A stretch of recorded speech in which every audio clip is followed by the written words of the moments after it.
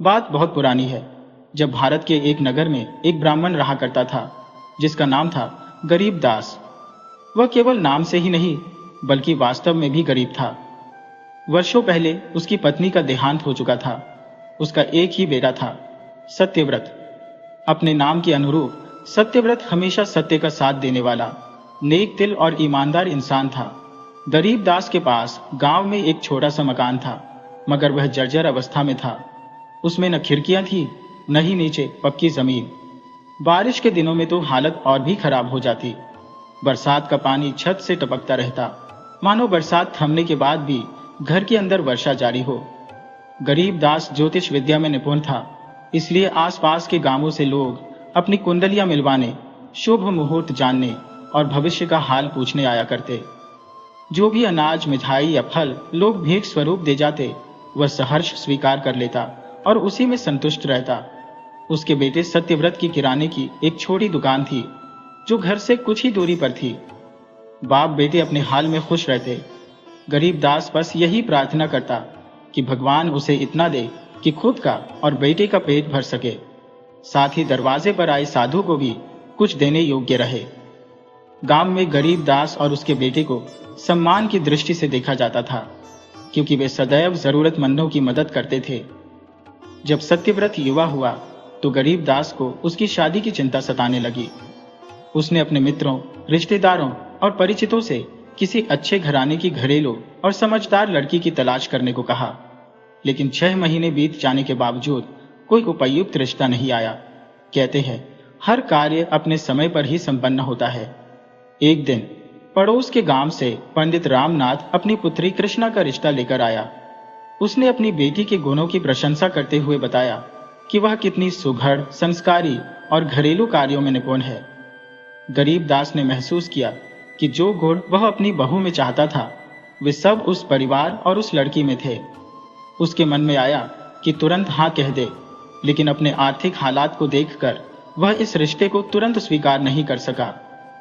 वह सीधा साधा और ईमानदार व्यक्ति था, इसलिए उसने पंडित रामनाथ से कहा, पंडित जी, आप मेरे घर रिश्ता लेकर आए, इसके लिए मैं आपका बहुत आभारी हूं। लेकिन मेरे घर की आर्थिक स्थिति बहुत ही खराब है, जिसकी वजह से मैं अपने लड़के की शादी का खर्चा उठा पाने में अभी असमर्थ हूं। मैं आपके साथ बातचीत 1 साल के बाद करूंगा। रामनाथ ने जवाब दिया, श्रीमान जी, आप तो बेवजह ही परेशान हो गए। क्या मैं आपके हालात नहीं जानता? अगर मैं आपकी बातों को सच भी मान लो तो भी मैं आपको एक उपाय बता देता हूं। हम शादी साल भर के बाद ही करवा देंगे, और वह भी बिल्कुल सादगी से। परंतु आप जरा मेरा ख्याल भी तो कीजिए। मेरी 4 बेटियां हैं और कृष्णा उनमें से सबसे बड़ी है। अगर मैं उसकी जिम्मेदारी पूरी कर दूं तो अपनी बाकी लड़कियों पर भी ध्यान दे सकूंगा। एक ब्राह्मण को दूसरे ब्राह्मण से इतनी हमदर्दी तो होनी ही चाहिए। रामनाथ की यह बात गरीब दास के लिए किसी खुशखबरी से कम न थी। उसने तुरंत हाँ कर दी। मंगनी की रस्म के तौर पर 1 रुपया, जो उस जमाने में बहुत अहमियत रखता था, और कुछ गुड़ देकर रिश्ता पक्का कर दिया गया। 1 साल बाद शादी की तारीख भी तय कर दी गई। उन दिनों झट मंगनी और पट ब्याह का जमाना नहीं था। जब शादी को केवल 4 महीने रह गए तो गरीब दास को एहसास हुआ कि उसकी आर्थिक स्थिति में कोई खास सुधार नहीं हुआ था। मगर बिरादरी में नाक कटवाने का सवाल ही नहीं था, इसलिए धन का इंतजाम तो करना ही पड़ेगा। उसने सोचा, कम से कम शादी के लिए 1 लाख तो चाहिए ही, और इतनी बड़ी रकम कहीं आसमान से तो नहीं गिरेगी। इसलिए उसने अपने दोस्तों और रिश्तेदारों के घर जाने का फैसला किया।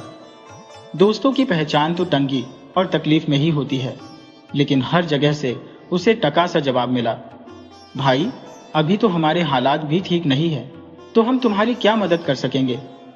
मैं तुम्हारे लिए जान तो दे सकता हूँ, लेकिन इस वक्त मेरे पास देने के लिए रकम नहीं है। जब गरीब दास अपने सारे दोस्तों और रिश्तेदारों से निराश हो गया तो उसने साहूकारों के दरवाजे खटखटाने शुरू कर दिए। मगर हर साहूकार ने यही कहा, हम तुम्हें रकम तो दे देंगे, मगर तुम्हें अपना घर गिरवी रखना होगा। हमारे लिए तो पैसे की वापसी पक्की होनी चाहिए। लेकिन गरीब दास को लगता था कि मकान गिरवी रखने से बिरादरी में उसकी इज्जत नहीं रहेगी। इधर शादी का दिन नजदीक आता जा रहा था, मगर इंतजाम अभी तक आधे भी नहीं हुए थे। सत्यव्रत एक समझदार लड़का था और सभी परिस्थितियों को समझता था। उसकी रजामंदी लेकर गरीब दास अपने पुराने मित्र हरिचंद के पास गया, जो सोना गांव में रहता था। हालचाल पूछने के बाद गरीब दास ने अपने आने का कारण बताया। दोनों की जान पहचान काफी पुरानी थी। हरिचंद को गरीब दास की ईमानदारी और शराफत पर पूरा भरोसा था। वह हंसकर बोला, पंडित जी, 1 लाख तो बहुत मामूली बात है। अगर आप 10,000 भी कहिए तो मैं आपसे मना नहीं करूंगा, मगर इस रकम की वापसी की कोई जमानत तो होनी चाहिए।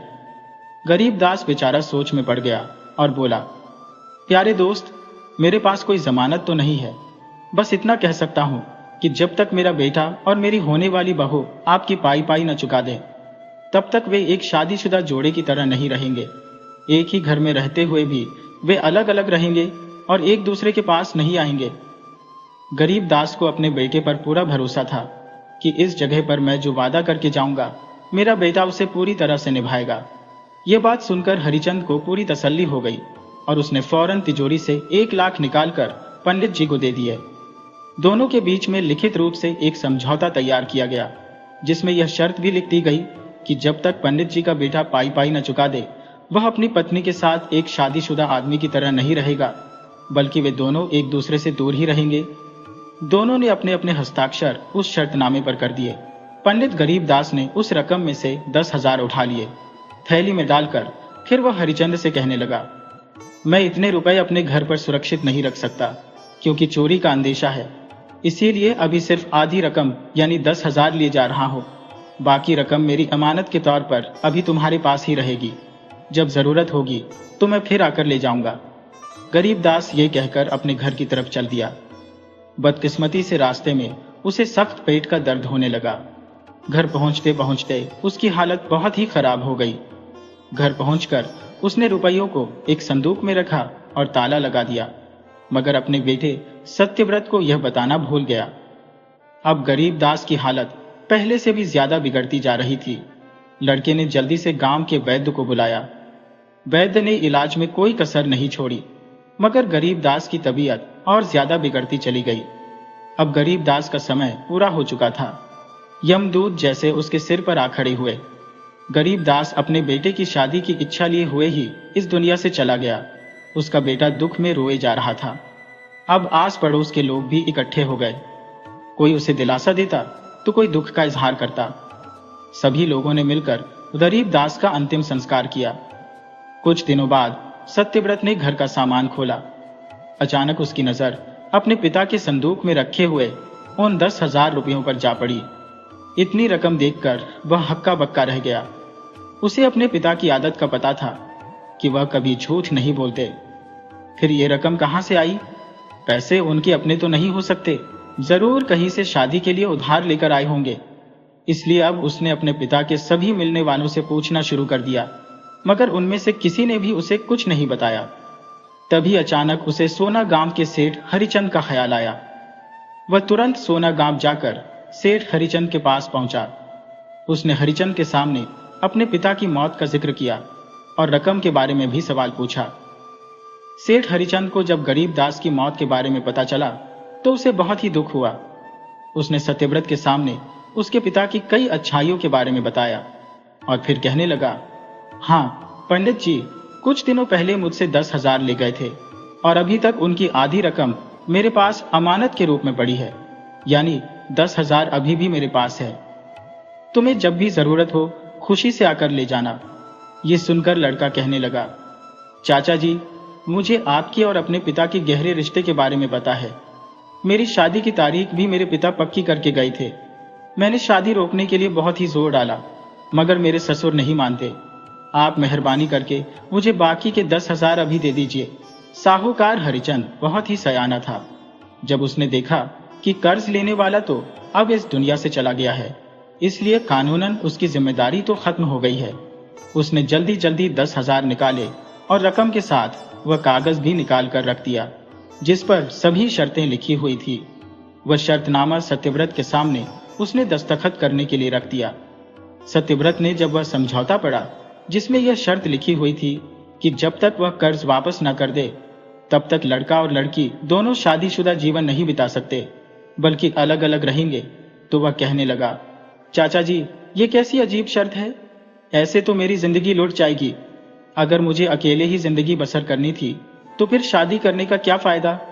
इस तरह से तो मेरे लिए शादी करवाना या ना करवाना एक ही बात है।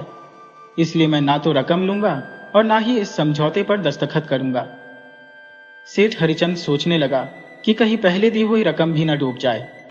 इसलिए वह सत्यव्रत को अपने पास बिठाकर चिकनी चुपड़ी बातें करने लगा और उसकी खुशामद करते हुए कहने लगा, बेटा, अगर तुम और रकम नहीं लेना चाहते तो कोई बात नहीं, बल्कि पहले दी हुई रकम भी किसी दिन वापस ले आना, ताकि मैं अपने खाते में जमा करके हिसाब बराबर कर दूं।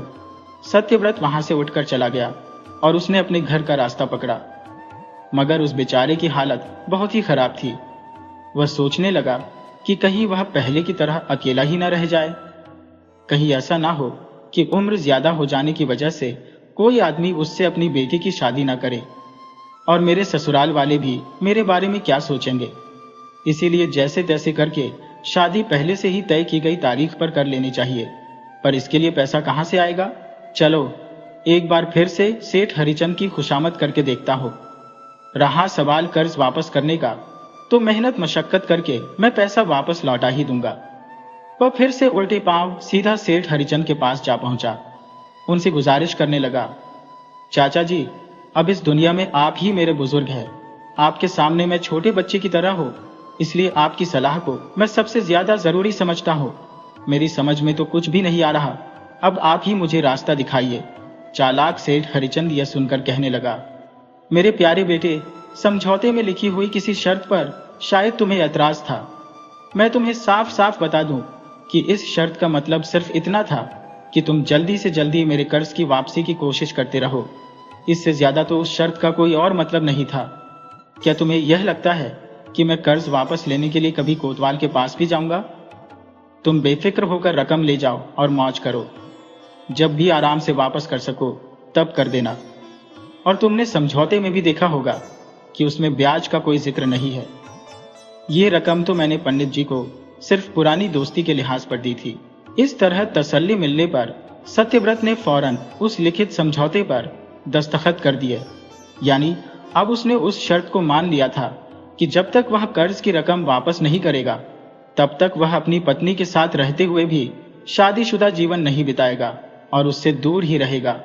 सत्यव्रत ने रकम अपनी जेब में डाली और वापस आ गया। अब रकम उसके पास थी तो सत्यव्रत ने शादी की तैयारियां शुरू कर दी। घर का सामान खरीदा, मिठाइयां बनवाने के लिए हलवाई से कह दिया, कपड़े और जेवर तैयार कर लिए, सबको न्योता भेज दिया गया। लेकिन हर जगह उसने पैसे बचाने की पूरी कोशिश की। आखिरकार शादी की तय की हुई तारीख पर बारात लड़की वालों के घर पहुंच गई। शादी की सभी रस्में पूरी की गईं और उसके बाद सत्यव्रत दुल्हन को डोली में लेकर अपने घर पहुंच गया। धीरे धीरे सभी रिश्तेदार अपने अपने घरों को रवाना हो गए और अब घर में सत्यव्रत और उसकी पत्नी कृष्णा ही रह गए। उसकी पत्नी ने तरह तरह के लजीज पकवान बनाए और थालियों में सजाकर अपने पति के सामने रख दिए। सत्यव्रत ने बड़े मजे लेकर वह सारे खाने खाए।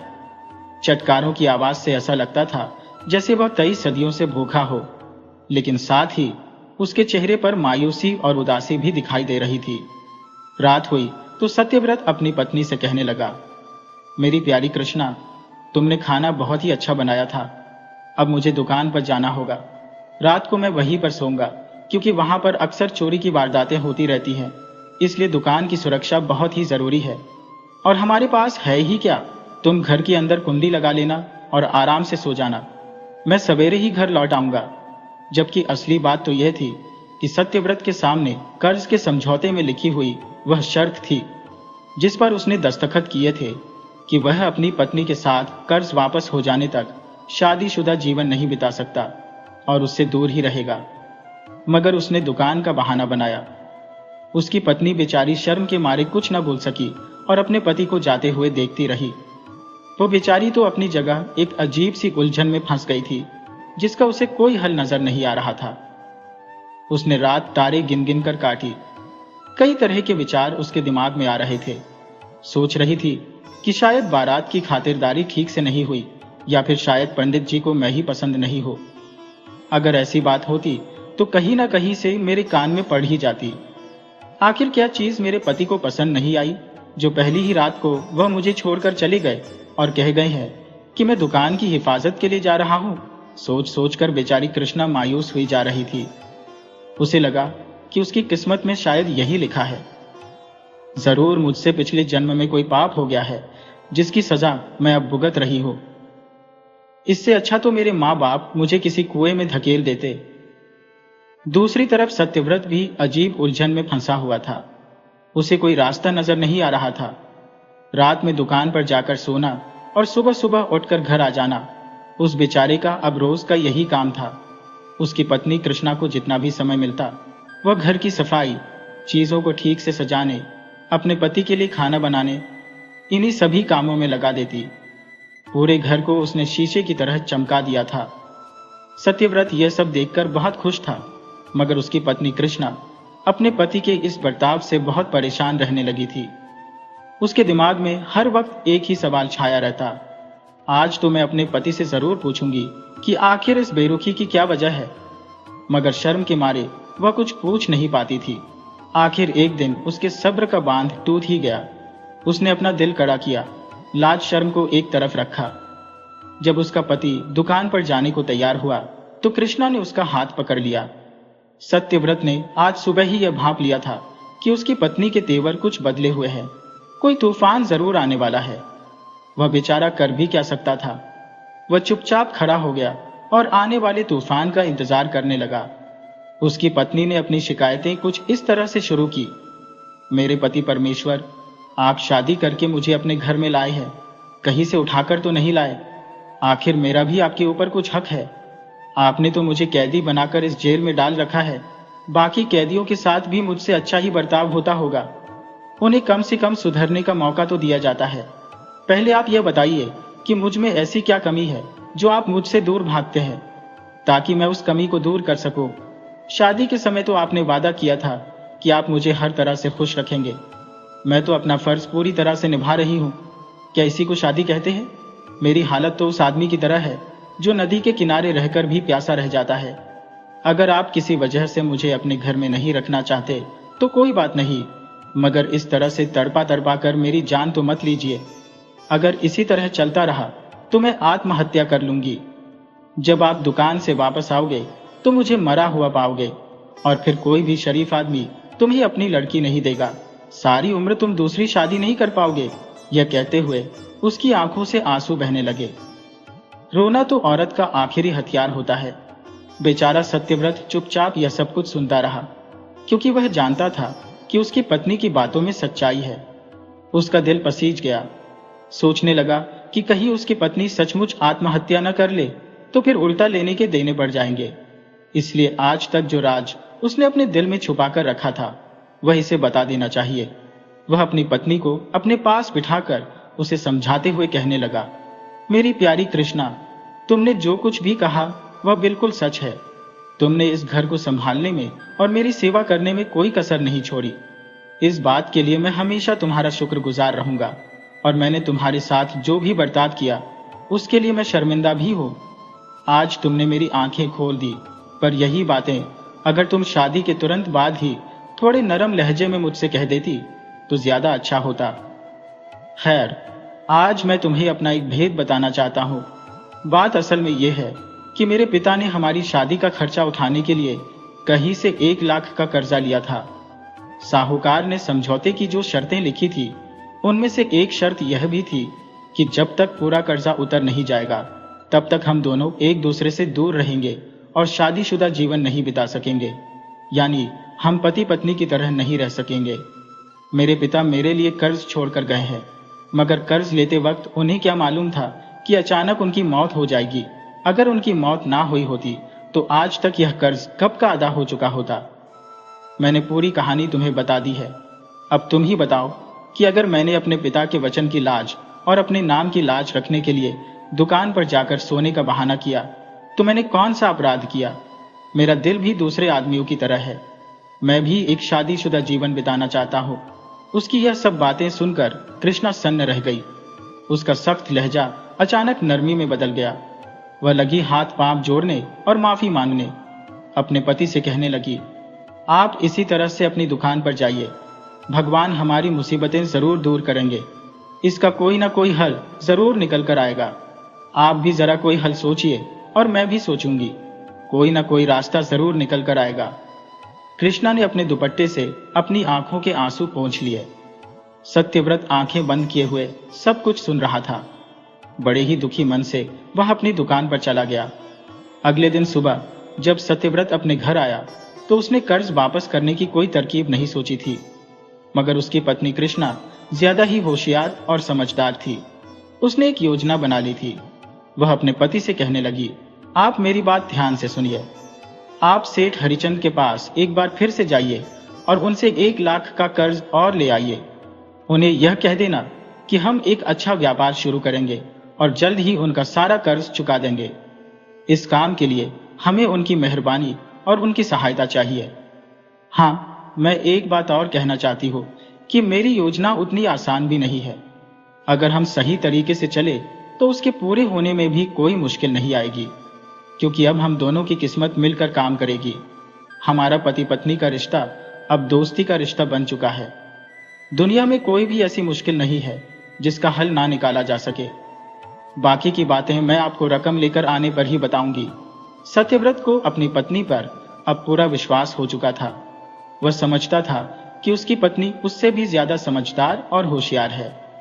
और अगले ही दिन वह सेठ हरिचंद के पास जा पहुंचा और उन्हें अपनी सारी घरेलू बातें कह सुनाई जो उसकी पत्नी ने समझाई थी।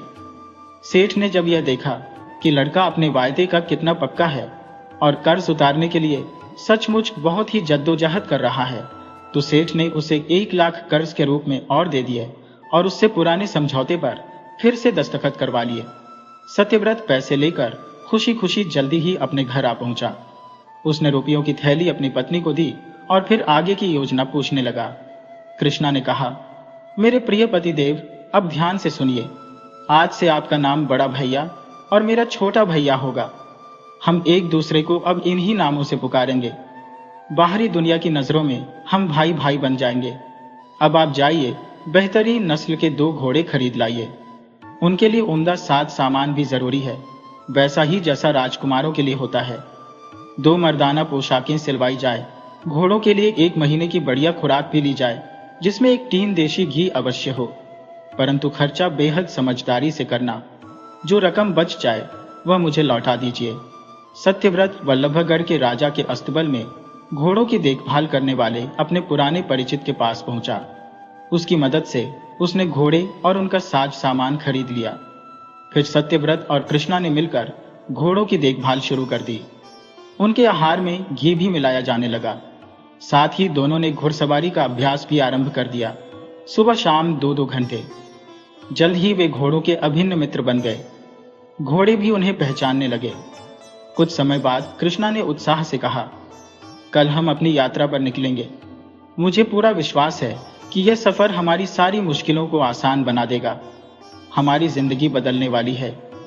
अगली सुबह बड़ा भैया और छोटा भैया पुरुषों के वस्त्र धारण कर घोड़ों पर सवार हुए और भगवान का नाम लेकर रवाना हो गए। न कोई निश्चित मार्ग, न कोई पूर्व निर्धारित मंजिल। घोड़ों ने जिस ओर रुख किया वे उसी ओर बढ़ चले। उनके घोड़े अपने स्वामियों की भाषा भली भांति समझते थे। कुछ ही देर में उन्होंने लंबा सफर तय कर लिया और एक चौड़ी सड़क पर आ पहुंचे। संयोगवश उसी समय उस रियासत के राजा की सवारी वहां से गुजर रही थी। राजा शिकार के लिए जंगल जा रहा था। उसके साथ सिपाहियों का बड़ा दल था। जब उसकी नजर इन 2 युवा घुड़सवारों और उनके शानदार घोड़ों पर पड़ी तो वह मंत्रमुग्ध रह गया।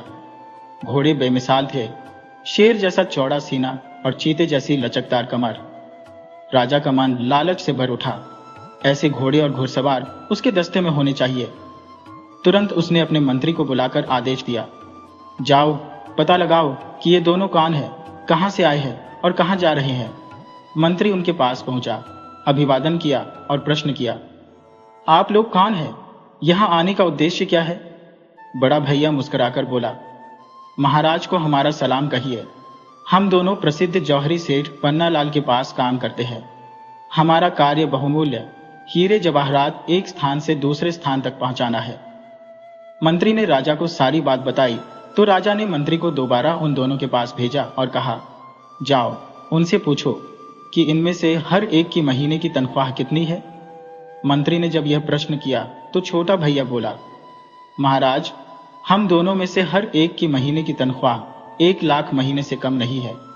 इस तरह तकरीबन हम दोनों 1 लाख बना लेते हैं और हमारा गुजारा अच्छे से हो जाता है। राजा के कानों तक यह खबर पहुंची। अब तो वे दोनों घुड़सवार और उनके शानदार घोड़े राजा की नजरों में पूरी तरह बस चुके थे। राजा ने तुरंत हुक्म दिया, मंत्री, अभी जाकर उन दोनों घुड़सवारों को एक एक हज महीने की तनख्वाह पर पक्का करके हमारे पास ले आओ। वे हमारी सवारी के साथ चलेंगे, एक हमारे हाथी के दाईं तरफ और दूसरा बाईं तरफ, अपने अपने घोड़ों पर सवार होकर।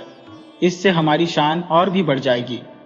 राजाओं के लिए यह सब छोटे मोटे खर्चे थे, उन्हें तो बस अपनी शान और शौकत दिखानी होती है। मंत्री ने आदेश का पालन किया और उन दोनों को लेकर राजा के पास आ गया। दोनों ने सिर झुकाकर राजा को सलाम किया। राजा ने उन्हें अपने राज कर्मचारियों में शामिल कर लिया। तभी छोटा भैया बड़े भैया को इशारे से कहते हुए बोला, देखा साहब, आखिर ईश्वर ने हमारी सुन ही ली। जो आदमी हिम्मत करता है, ईश्वर भी उसी का साथ देता है। उस दिन के बाद से जो भी कार्य उन्हें सौंपा जाता, वे पूरी मेहनत और लगन से उसे पूरा करते। वे अपने काम को ईश्वर की भक्ति समझते थे। समय तेजी से बीतने लगा। धीरे धीरे उनकी दिलचस्प बातचीत और व्यवहार से वे महाराज की नजरों में और ऊंचा उठने लगे। अब वे महाराज के खास लोगों में गिने जाने लगे थे। राजा को उन पर पूरा विश्वास हो चला था। बरसात का मौसम आया तो राजा ने अपने मंत्री को आदेश दिया, इस बार हम बरसात का मौसम शाही बगीचे के पास गुजारना चाहते हैं, इसलिए शाही खेमे वहां वक्त रहते ही लगवा दिए जाएं। आदेशानुसार खेमे के बाहर सुरक्षा का प्रबंध किया गया। रात 9 से 12 बजे तक बड़ा भैया पहरा देगा, फिर रात 12 से सुबह 4 बजे तक छोटा भैया पहरेदारी करेगा। राजा अपने पूरे परिवार के साथ शाही खेमों में जा पहुंचे। एक रात जब बड़ा भैया अपनी ड्यूटी खत्म कर घर पहुंचा तो उसने छोटा भैया को पहरे पर भेज दिया। छोटा भैया पहरे पर जा पहुंचा। जब रात काफी बीत गई, अचानक घनघोर घटाई छाने लगी, ठंडी हवा बहने लगी और झमाझम बारिश ने माहौल को और भी मनमोहक बना दिया। उसी क्षण दूर किसी पेड़ से पपीही की आवाज गूंज उठी। छोटे भैया के कानों में जैसे ही यह मधुर ध्वनि पड़ी, उसका मन अजीब से एहसास में डूब गया। पहले से ही युवावस्था की दहलीज पर खड़ा वह मन ही मन अपनी खुशियों से कोसों दूर था। तभी अचानक उसके होंठों से शब्द फूट पड़े, पपीहा पीपी क्या करे, पिया बने है वीर, जा पपीहा घर अपने, कर्म मत मन को दिलगीर। अर्थात, हे पपीहे, तू क्यों गा रहा है? मेरा प्रियतम तो मेरा भाई बना हुआ है, इसलिए तू लौट जा और मेरे मन को और व्यथित मत कर। यह शब्द न केवल रात के सन्नाटे में गूंजे, बल्कि राजा के कानों तक भी जा पहुंचे। राजा ने तुरंत आवाज लगाई, इस समय पहरे पर कौन तैनात है? छोटे भैया ने झट से उत्तर दिया, महाराज, छोटा भैया पहरे पर उपस्थित है। राजा ने फिर पूछा, ये आवाज कहां से आई थी? छोटे भैया तुरंत बोला, महाराज, मैंने तो कोई आवाज नहीं सुनी। आप निश्चिंत होकर विश्राम करें, मेरे रहते आपको चिंता करने की कोई आवश्यकता नहीं। समय बीतता गया और फिर से पपीही ने उसी तरह पुकार लगाई। छोटे भैया के मन का बोझ और बढ़ गया और अनजाने में ही वह फिर से वही कविता दोहरा बैठा। राजा की नींद बार बार टूटने लगी। पहले तो उन्हें यह एक संयोग लगा, लेकिन बार बार यह घटना घटने से उनके मन में संदेह उत्पन्न हो गया। अब उन्हें लगने लगा कि कुछ न कुछ गड़बड़ जरूर है। राजा ने तुरंत मंत्री को आदेश दिया, इस छोटे भैया को गिरफ्तार कर लो, सुबह इसे दरबार में पेश किया जाए और इसकी जगह किसी अन्य पहरेदार की नियुक्ति की जाए। राजा का आदेश तत्काल पालन हुआ। अगली सुबह छोटे भैया को गिरफ्तार कर राजा के समक्ष प्रस्तुत किया गया। राजा ने बड़े गौर से छोटे भैया को सिर से पांव तक देखा। मन में विचार उमड़ने लगे, क्या यह सचमुच पुरुष है? उधर छोटे भैया भय से कांप रहा था। आखिरकार राजा ने गंभीर स्वर में कहा, छोटे भैया, सच सच बता, रात को 2 बार मैंने एक ही आवाज सुनी और वह अब भी मेरे कानों में गूंज रही है। तू किसे जवाब दे रहा था और क्यों? मैंने उसी समय तुझसे प्रश्न किया, पर तूने गोल मोल उत्तर देकर बात टाल दी। तेरी इतनी हिम्मत कैसे हुई? राजा आगे बोले, अगर सच बता देगा तो क्षमा कर दूंगा, परंतु झूठ बोला तो कड़ी सजा मिलेगी। छोटा भैया सिर झुकाए खड़ा रहा। कुछ देर बाद नरम आवाज में बोला, महाराज, आप और आपका राज्य सदा सुरक्षित रहे। मैं आपको सारा भेद बताना चाहता हूं, किंतु आपसे अकेले में बात करना चाहता हूं। कृपया मेरी विनती स्वीकार करें। राजा ने मंत्री को आदेश दिया, हमें अकेला छोड़ दिया जाए। सभी के चले जाने के बाद छोटे भैया ने अपना रहस्य उजागर किया। महाराज, मैं कोई नौजवान नहीं, बल्कि एक स्त्री हूं। मेरा नाम कृष्णा है और मेरे साथी का नाम सत्यव्रत। हम भाई भाई नहीं, बल्कि पति पत्नी है।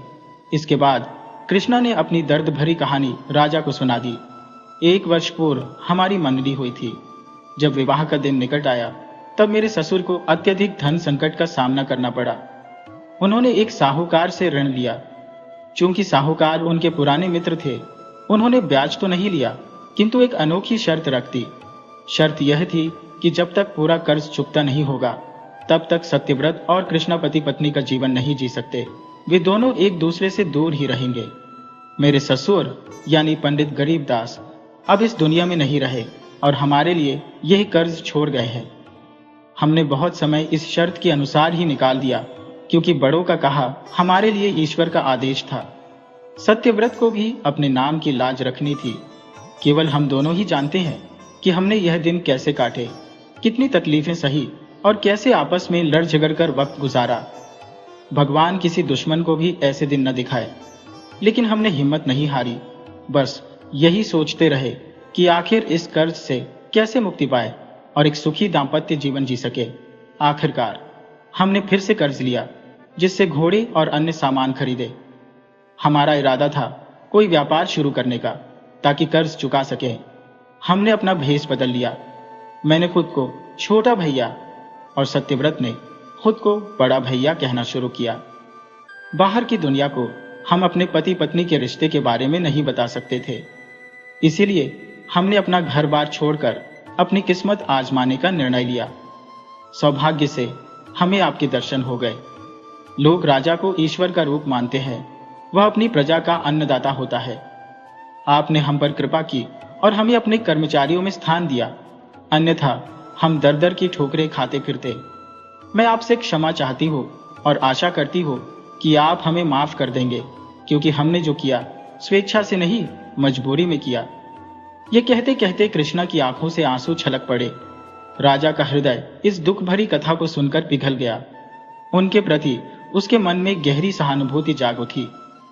अब उसे विश्वास हो चुका था कि वे दोनों न केवल सच्चे बल्कि ईमानदार भी हैं। राजा ने बड़े भैया को अलग से बुलाकर पूछताछ की। दोनों की बातें शब्दशः एक जैसी थी, बिना किसी अंतर के। अब राजा को उन पर पूरा भरोसा हो गया। उसी समय राजा ने अपने खजांची को बुलाया और आदेश दिया, मैं बड़े भैया और छोटे भैया की ईमानदारी व सच्चाई से अत्यंत प्रसन्न हूँ। अतः मैं इन्हें अपने खजाने से 2 इनाम देना चाहता हूँ, ताकि यह अपना कर्ज चुका सके। साथ ही इनकी अब तक की पूरी तनख्वाह के अलावा और भी 10,000 मुद्रा दी जाए।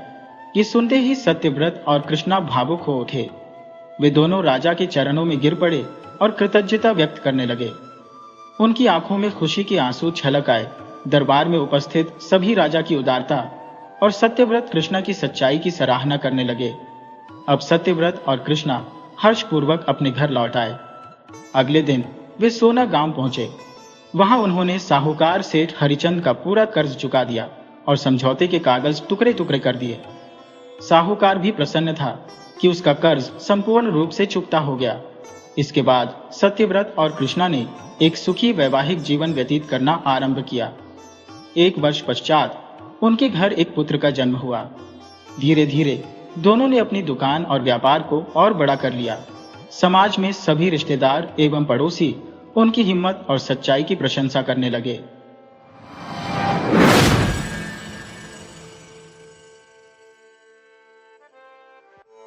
एक नगर में शमशाद नाम का एक व्यापारी रहता था। उसका कारोबार दूर दूर तक फैला था। वह बहुत अमीर था, लेकिन वह पहले दर्जे का कंजूस था। एक एक पैसा वह देखभाल कर खर्च करता था। शमशाद इतना कंजूस था कि भोजन में सूखी रोटी एक सब्जी के साथ खाता था। घर के बने सीधे सादे कपड़े पहनता था। घर में कोई नौकर चाकर नहीं रखता था। सारा काम उसकी पत्नी स्वयं करती थी। उसकी कोई संतान नहीं थी। उसे जहां कहीं जाना होता पैदल जाता। सभी लोग जानते थे कि वह बहुत धनी परंतु कंजूस है। लोगों ने उसका नाम मक्खी चूस रख छोड़ा था। वह जैसे तैसे जो भी कमाता उससे सोने के सिक्के बनवा लेता। शमशाद के घर के पीछे एक बड़ा बगीचा था। वहां वह रोज सुबह शाम सैर करने जाता था। उसी बगीचे में एक पेड़ के नीचे उसने एक बड़ा सा घड़ा मिट्टी में दबाकर रखा हुआ था। जो भी दौलत वह इकट्ठी करता सोने के सिक्कों के रूप में उस मटके में डाल देता। शाम हो जाने पर वह घर में केवल एक दिया ही जलाता था। यदि उसे या उसकी पत्नी को घर के किसी दूसरे कोने में काम हो तो उसे वही दिया उठाकर ले जाना पड़ता था। शमशाद अपनी जोड़ी हुई दौलत के बारे में किसी को नहीं बताता था। यहाँ तक कि उसकी पत्नी को भी इस बात का आभास न था कि उसका पति इतनी दौलत इकट्ठी कर रहा है। वह समझती थी कि उसके पति का कारोबार मंदा है, इस कारण वे रूखा सूखा भोजन खाकर रहते हैं। शमशाद की पत्नी शहनाज बेचारी बहुत सीधी सादी थी। वह घर से बाहर नहीं निकलती थी। इस कारण वह यह भी नहीं जानती थी कि लोग उसके पति को कंजूस मक्खी चूस नाम से पुकारते हैं। उसकी इच्छा होती कि वह नए नए कपड़े पहने, आभूषण बनवाए, लेकिन पति की आमदनी बहुत कम जानकर वह किसी भी चीज की फरमाइश अपने पति से नहीं करती थी। यदि किसी वक्त भोजन में सब्जी या रोटी बच जाती थी तो शमशाद उसे फेंकने न देता था। वह उसी बचे भोजन से दूसरे वक्त पेट भर लिया करता था। कंजूसी का आलम यह था कि वह घर में जूते या चप्पल पहनना पसंद नहीं करता था। वह कहता था, जूते जितना कम पहनूंगा उतने ज्यादा समय साथ देंगे। घर में जूते चप्पल की क्या जरूरत है? बिना बात घर में पहनने से वे घिसेंगे ही।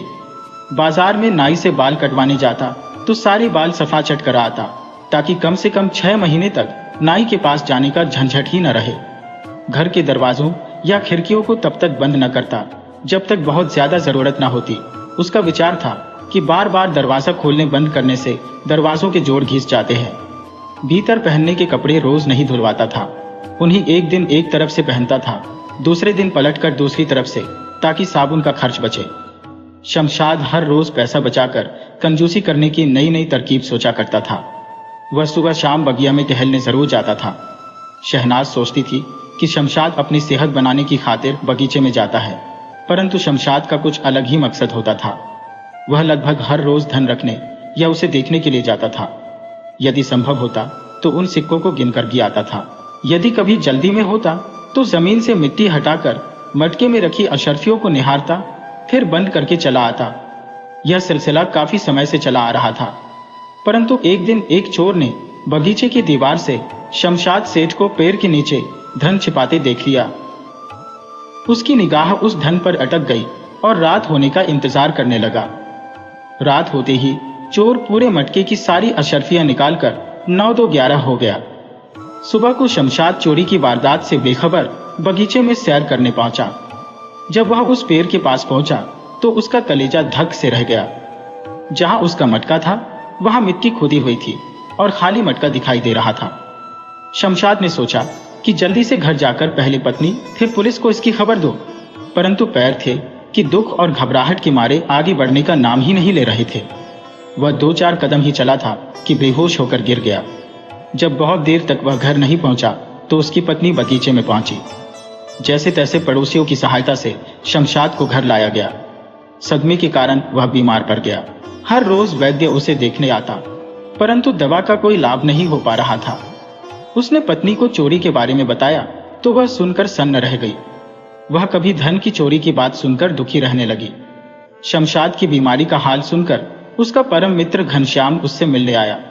जब उसने मित्र की आपबीती सुनी तो वह समझ गया कि शमशाद की बीमारी का कारण धन की चोरी का सदमा है। उसने तुरंत वैद्य का इलाज बंद करा दिया। घनश्याम शमशाद से बोला, तुम जानते थे कि तुमने धन कहाँ रखा है? ये बताओ कि तुम उस धन को क्यों इकट्ठा कर रहे थे? शमशाद बोला, अपने लिए। घनश्याम बोला, अपने लिए? अपने लिए कैसे? तुम अपने लिए तो धन खर्च करते ही नहीं थे। शमशाद बोला, अपने भविष्य के लिए धन जोड़ रहा था, ताकि जब मैं बूढ़ा हो जाऊं तो वह धन मेरे काम आए, और यदि इस बीच मुझे कोई संतान हो जाए तो संतान को मेरी संपत्ति और खजाना मिल जाए।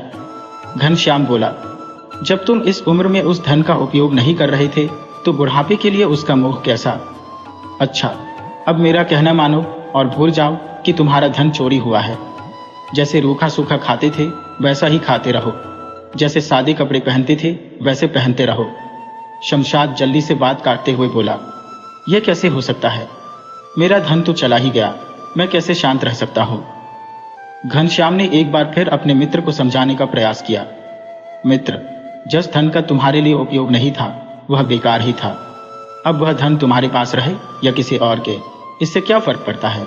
हो सकता है कि वह चोर उस धन का गाड़ कर रखने के बजाय अपने परिवार के लिए खर्च करे।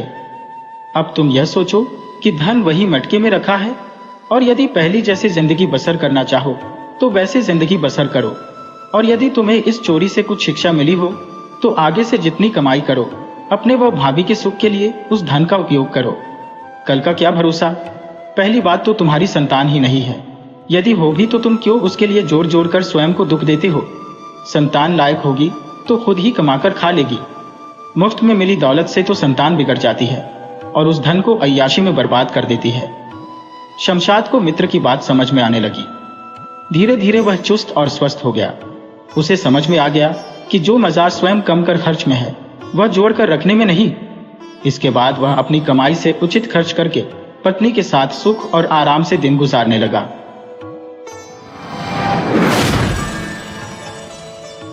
सिमकी का गरीबी के मारे बुरा हाल था। उसके घर में कई कई दिन तक भोजन नसीब नहीं होता था।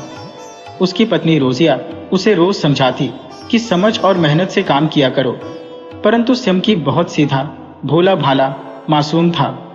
इसी कारण हर जगह धोखा खा जाता था। कहीं सीधेपन के कारण उससे भूल हो जाती तो कभी कोई उसे धोखा दे देता, जिससे उसे अपनी मजदूरी तक पूरी नहीं मिलती थी। एक दिन सिमकी की पत्नी ने समझाया कि क्यों न तुम अपने मित्र फाजरी के पास जाकर कोई काम मांगो, कम से कम वह धोखा तो न देना। उसके पास ढेर सारी जमीन, घोड़े, बैल है, वह तुम्हें खेतों का या जानवर देखने का काम अवश्य दे देगा। फिर हमें हर महीने गुजारे लायक कुछ न कुछ अवश्य मिल जाएगा। अपनी पत्नी की सलाह मानकर सिमकी फाजरी के पास पहुंच गया। फाजरी बहुत चालाक और स्वार्थी बन चुका था, फिर भी अपनापन दिखाते हुए सिमकी से बोला, ठीक है, अपने एक खेत की जिम्मेदारी हम तुम्हें दे देते हैं। इस पर सारी खेती तुम करोगे, जो भी फसल होगी आधी तुम्हारी आधी मेरी। सिमकी खुश हो गया। अपने घर जाकर खुशखबरी अपनी पत्नी रोजिया को सुनाई। पत्नी खुश हो गई और सोचने लगी, अब हमारे दिन बदल जाएंगे, हमें पैसे की कमी नहीं रहेगी। अगले दिन सिमकी फाजरी के पास काम के लिए पहुंच गया। फाजरी ने अपना एक खेत दिखाते हुए कहा कि इसी खेत पर तुम्हें मेहनत से खेती करनी है। खाद, बीज सब मैं दूंगा, तुम्हारे घर खर्च को कुछ धन भी दे दूंगा, परंतु जब फसल होने लगेगी तो आधी मेरी होगी और आधी तुम्हारी। सिमकी राजी हो गया तो फाजरी बोला, ऐसे ठीक नहीं रहेगा, हम लिखित सौदा कर लेते हैं। फसल का ऊपरी भाग तुम्हारा, जमीन के नीचे का हिस्सा मेरा। सिमकी ने कहा, ठीक है, सौदा तय रहा। सिमकी ने अगले दिन से मेहनत से काम करना शुरू कर दिया। उसने फाजरी के दिए हुए बीज धरती में बो दिए। कुछ ही दिन में पौधे निकल आए, खेत हरा भरा हो उठा। अब सिमकी खूब मेहनत से काम करता और सोचता कि फसल कटने पर क्या क्या खरीदूंगा। आखिरकार फसल तैयार हो गई। भोला सिमकी अपने मित्र की चालाकी अभी तक नहीं भांप सका था। फसल कटने के वक्त फाजरी भी खेत पर आ गया। शर्त के मुताबिक फसल का ऊपरी भाग सिमकी को मिलना था, वह जमीन के नीचे का भाग फाजरी को मिलना था। फाजरी ने चालाकी की थी और शलगम की फसल बोई थी। फसल काटकर कर दो बैलगाड़ियों में भर दी गई। फाजरी शलगम लेकर बाजार चला गया। वहां उसकी फसल खूब अच्छे दामों पर बिकी। सिमकी बैलगाड़ी में अपनी फसल भरकर बाजार पहुंचा तो शलगम के पत्तों को खरीदने वाला कोई न था। जानवरों का चारा खरीदने वालों ने थोड़े बहुत पत्ते खरीद लिए। शाम तक पत्ते सूखने सड़ने लगे। बेचारा सिमकी दुखी होते हुए घर पहुंचा। पत्नी को सारी बात विस्तार से सुनाई। वह फाजरी की चालाकी पर मन ही मन क्रोधित हो रही थी, परंतु वह कुछ कर नहीं सकती थी। आखिर सिमकी इतना सीधा था कि समझाने से बात नहीं बन सकती थी। थोड़े दिन बाद जब वह पुनः फाजरी के खेत पर काम करने लग गया तो उसने पुनः यही शर्त रखी कि आधी फसल तुम्हारी और आधी मरी। सिमकी ने कहा, मुझे इस बार नीचे की फसल चाहिए। फाजरी मान गया। वह पहले की भांति फाजरी के दिए बीज खेत पर बोआया और खूब मेहनत से खेती करने लगा। जब फसल पककर तैयार हुई तो उसे पता लगा कि यह तो गेहूं की फसल है। परंतु वह कुछ नहीं कर सकता था। शर्त के अनुसार फाजरी ने फसल का ऊपरी हिस्सा यानी गेहूं की बालियां ले ली और उसके नीचे की शाखाएं सिमकी को दे दी। सिमकी को इस बार भी बहुत नुकसान उठाना पड़ा। सिमकी ने सूखी डालियों को कुदवाकर भूसा बनवाकर बाजार में बेच दिया, परंतु फाजरी गेहूं बेचकर मालामाल हो गया। फाजरी की चतुराई सुनकर सिमकी की पत्नी रोजिया से न रहा गया। उसने चाल चलने की सोची और योजना बना डाली। इस बार सिमकी के साथ रोजिया भी फाजरी के पास गई। वहां पहले की भांति खेती पर आधी आधी फसल की बात तय हुई। सिमकी ने इस बार नीचे की फसल चुनी। पत्नी चाहती थी कि शर्तें उसी के समाने पक्की हो, अतः सारी शर्तें लिखित में पक्की हो गईं। इसके बाद सिमकी अपनी पत्नी के साथ फाजरी के गोदाम से बीज लेने पहुंचा। पत्नी ने उनके दिए बीज का बोरा बदलकर दूसरे बीज का बोरा ले दिया और खेत में जाकर बो दिया। हमेशा की भांति फाजरी इस बार भी खेतों की गुड़ाई बुआई देखने नहीं आया। सिमकी ने अपनी पत्नी के साथ मिलकर खेती करनी शुरू कर दी। दिन रात मेहनत करके ये दोनों खेतों में लगे रहते। उनकी मेहनत रंग लाई। फसल पकने पर फाजरी बड़ी खुशी और घमंड के साथ खेत पर आया तो हरी भरी लहलाती फसल देखकर खुशी से नाच उठा। परंतु जब फाजरी के मुंशी ने उसके कान में फूंक कर कहा कि इस बार तो सिमकी की नीचे की फसल है, तो फाजरी के पैरों तले से जमीन खिसक गई। फाजरी समझ नहीं पा रहा था कि इस बार धान की फसल के बदले आलू की फसल कैसे बन गई, परंतु सबके सामने कुछ नहीं बोल सका। सामने ही सिमकी की पत्नी भी खड़ी मुस्कुरा रही थी। फिर फसल की कटाई शुरू हुई। शर्त के अनुसार फसल 2 जगह लादी जाने लगी। इस बार फसल ज्यादा हुई थी, इस कारण बैलगाड़ी की जगह फसल को ट्रक में लादा जा रहा था। एक ट्रक में आलू लादे जा रहे थे तो दूसरी तरफ इसके पौधे। सिमकी अपनी आलू की फसल लेकर मंडी में पहुंचा तो बहुत अच्छे दामों पर फसल बेच दी। सिमकी के साथ उसकी पत्नी भी गई थी। दोनों फसल बेचकर खुशी खुशी घर लौटे। उधर फाजरी के आलू के पौधे मंडी पहुंचते पहुंचते सूख चुके थे, अतः उन्हें जानवरों के चारे के लिए भी कोई खरीदने वाला न था। उसको पहली बार ऐसा झटका मिला था। इस बार जैसे को तैसा मिला था। उसने मन ही मन निश्चय किया कि अगली फसल में वह बदला जरूर निकालेगा। उसने अपने नौकर के हाथ सिमकी के यहाँ खबर भिजवाई कि अगली फसल के लिए वह सिमकी का इंतजार कर रहा है। सिमकी की पत्नी रोजिया ने कहला भेजा कि हमने आधी फसल का सौदा करना बंद कर दिया है। इस बार फसल बेचकर मिली रकम से सिमकी और रोजिया ने मिलकर छोटा सा खेत खरीदा और उस पर मेहनत करके सुख से रहने लगे।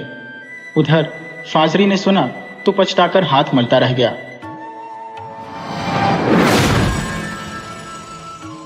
प्राचीन काल में एक व्यापारी था जिसका नाम था नजूमी। उसने अपने पिता का व्यापार कुछ समय पहले संभाला था। एक बार वह अपने ओट पर कुछ सामान लादकर दूसरे शहर के लिए चल दिया। बहुत तेज गर्मी थी, कंटीले रेतीले रास्ते थे। अचानक आंधी चलने लगी। नजूमी एक ठीक सी सराय देखकर वहां ठहर गया। उसने ओट से सामान उतारा और ओट को बाहर ही बांध दिया। वह दिन भर का थका हुआ था, इस कारण उसे लेटते ही गहरी नींद आ गई। सुबह को जब वह सोकर उठा तो ओट को बाहर बंधा न देखकर घबरा गया। तभी उसने देखा कि उसका सामान भी वहां नहीं है। वह रोने लगा। नजूमी रोते रोते सराय के मालिक के पास पहुंचा, परंतु सराय मालिक को ओट के बारे में कोई जानकारी नहीं थी। नजूमी ओट की खोज में तेजी से शहर की ओर चल दिया, परंतु काफी दूर तक सड़कें सुनसान थी। ओट तो क्या, कोई आदमी भी नजर नहीं आता था। काफी दूर चलने पर उसे एक राहगीर मिला। नजूमी ने उस राहगीर से पूछा, भाईजान, क्या आपने इधर से किसी आदमी को ऊंट ले जाते देखा है? राहगीर बोला, ऊंट तो क्या, मैंने कोई गधा घोड़ा भी इधर से जाते नहीं देखा, परंतु न जाने क्यों मुझे लगता है कि आपका ऊंट काना है। नजूमी उस राहगीर का हाथ पकड़कर खड़ा हो गया और बोला, मैं आपको यूं ही न जाने दूंगा, आपने अवश्य ही मेरा ऊंट इधर से जाते देखा है। राहगीर ने हाथ छुड़ाकर आगे बढ़ते हुए कहा, मैं सच कह रहा हूं कि मैंने आपका ऊंट नहीं देखा। देखा होता तो अवश्य बता देता। नजूमी राहगीर के साथ साथ बातें करते हुए चलने लगा। उसने सोचा कि शायद बातों बातों में वह राहगीर उस ऊंट के छोर के बारे में सही सही बता देगा। हो ना हो, इसने मेरा ऊंट देखा अवश्य है, वरना उसे कैसे पता चलता कि मेरा ऊंट काना है। परंतु कुछ ही मिनटों में राहगीर बोला, भाई साहब, आप क्यों अपना समय बर्बाद कर रहे हैं? यह सड़क सीधे शहर को जाती है। चोर अवश्य ही इधर से ऊंट ले गया होगा। आप बिना समय गंवाए तेजी से जाएंगे तो अवश्य ही आपका ऊंट मिल जाएगा। लगता है आपके ऊंट के एक तरफ चीनी की बोरी लदी हुई थी। नजूमी हैरत में पड़ गया कि यदि राहगीर ने ऊँट को नहीं देखा तो ये कैसे बता रहा है कि उसकी एक तरफ चीनी लदी थी। नजूमी ने पूछा, आप ठीक फरमाते हैं, परंतु क्या आप बता सकते हैं कि ऊँट के दूसरी तरफ क्या था? राहगीर बोला, शायद कोई अनाज होगा। अब तो नजूमी का शक यकीन में बदल गया और वह राहगीर से झगड़ने लगा कि वह ऊँट चोर को अवश्य जानता है अथवा उसने किसी को ऊँट ले जाते देखा है। राहगीर ने नजूमी को सड़क की ओर धकेलते हुए कहा, यदि अब तुमने समय गंवाया तो ऊँट भी गंवा दोगे। नजूमी को कुछ न सूझा। वह सड़क पर तेजी से दौड़ने लगा। वह कुछ घंटों तक शहर जाने वाली सड़क पर दौड़ता रहा। तभी उसने एक स्थान पर ऊँटों का झुंड देखा। वहां कुछ छायादार पेड़ थे जिनके नीचे यात्री आराम कर रहे थे। नजूमी जल्दी से अपना ऊँट तलाशने लगा। तभी उसने देखा कि उसका ऊँट एक पेड़ से बंधा है और जुगाली कर रहा है। साथ ही गेहूं और चीनी के बोरे भी उतरे हुए रखे हैं। नजूमी चीख चीख कर पूछने लगा, यह मेरा ऊँट है, इसे कौन यहाँ लाया है? परंतु किसी ने कोई जवाब नहीं दिया। नजूमी कुछ देर आराम करना चाहता था, परंतु उसकी इच्छा थी कि वह ऊँट चोर को सजा अवश्य दिलवाए। यदि वह आराम करने रुक जाता तो चोर उसके हाथ से निकल जाता। वह सोचने लगा कि उसका ऊँट कौन चुरा सकता है। सोचते सोचते उसका शक उसी राहगीर पर अटक गया। उसे लगा कि हो न हो वह राहगीर या तो स्वयं चोर है या उस चोर का साथी है। वह अपना ऊँट लेकर तेजी से सराय की ओर चल पड़ा ताकि राहगीर को बीच सड़क पर ही पकड़ सके। थोड़ी सी दूर जाने पर ही राहगीर मिल गया। ऊँट को लाते देखकर राहगीर नजूमी से बोला, मिल गया आपका ऊँट? परंतु नजूमी को क्रोध आ रहा था। वह तुरंत उस ऊँट से उतरकर उस राहगीर को पकड़कर बोला, एक तो ऊँट चुराते हो, ऊपर से भोले बनकर कहते हो मैंने ऊँट नहीं देखा। नजूमी राहगीर को पकड़कर काजी के पास ले गया। उसने काजी से शिकायत की कि इस राहगीर ने मेरा ऊँट चुराया है और ऊपर से कहता है कि इसने मेरा ऊँट देखा तक नहीं है। उसने राहगीर की पूरी बात काजी को बता दी। काजी को सुनकर लगा कि अवश्य कोई गड़बड़ है, वरना राहगीर सारी बातें सही कैसे बता सकता है। उसने सख्ती बरतते हुए राहगीर से पूछा, सच बताओ कि क्या तुमने ऊँट चुराया या चुराने में मदद की? राहगीर शांत भाव से बोला, हुजूर, मैंने तो इसका ऊँट देखा तक नहीं था, फिर मैं ऊँट चुरा कैसे सकता हूँ? काजी ने पूछा, देखो, यदि तुमने झूठ बोला तो तुम्हें कारागार में डाल दिया जाएगा। अब तुम यह बताओ कि यदि तुमने ऊँट देखा ही नहीं तो तुम्हें यह कैसे पता लगा कि नजूमी का ऊँट काना है? यह सुनकर राहगीर के चेहरे पर डर के कोई भाव प्रकट नहीं हुए। वह बिना हिचकिचाहट के बोला, जिस रास्ते से मैं गुजर रहा था उस रास्ते के दाहिनी ओर के वृक्षों की डंडियां वह पत्तियां बिल्कुल सही सलामत थी, जबकि बाईं ओर की पत्तियां ताजी खाई हुई जान पड़ती थी। इससे मुझे ऐसा जान पड़ा कि इधर से जो जानवर गया है वह अवश्य एक आंख से काना है, तभी उसने केवल एक ही ओर की पत्तियां खाई है। राहगीर की बात सुनकर नजूमी और काजी दोनों संतुष्ट हो गए। अब काजी ने राहगीर की बुद्धिमत्ता का लोहा मानते हुए धीमे स्वर से पूछा, राहगीर, अच्छा, तुम्हें यह कैसे पता लगा कि ऊँट के एक तरफ चीनी लदी थी, दूसरी तरफ कोई अनाज? राहगीर बोला, उस रास्ते में स्थान स्थान पर चीनी के दाने बिखरे थे जिन पर मक्खियां भिनभिना रही थी। हो सकता है कि चीनी की बोरी में कोई छेद हो। इसी से मैंने अंदाज लगाया कि उधर से निकलने वाले जानवर की पीठ पर चीनी लदी होगी। इसी प्रकार कहीं कहीं अनाज के दाने जमीन पर बिखरे थे जिन्हें चिड़िया चुग रही थी। हुजूर, सड़क पर अनाज यूं ही तो नहीं उग सकता, अनाज तो खेतों में ही उगता है। इसलिए मैंने अंदाजा लगाया कि इधर से जाने वाले जानवर की पीठ पर कोई अनाज लदा था। राहगीर की बात सुनकर नजूमी अपने व्यवहार पर बहुत लज्जित होते हुए उससे माफी मांगने लगा। काजी ने भी राहगीर की बुद्धिमत्ता की प्रशंसा की और उसे छोड़ दिया।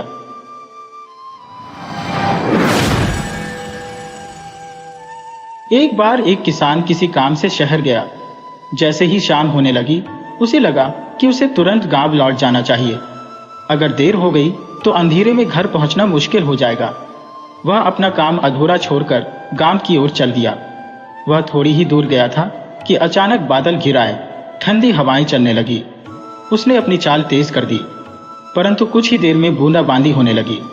किसान ने सोचा कि अगर मैं तेज चलूं तो शायद रात होने से पहले अपने घर पहुंच जाऊंगा, परंतु मौसम को यह मंजूर नहीं था। काली घटाओं के कारण जल्दी ही अंधेरा छाने लगा। बारिश भी तेज होने लगी।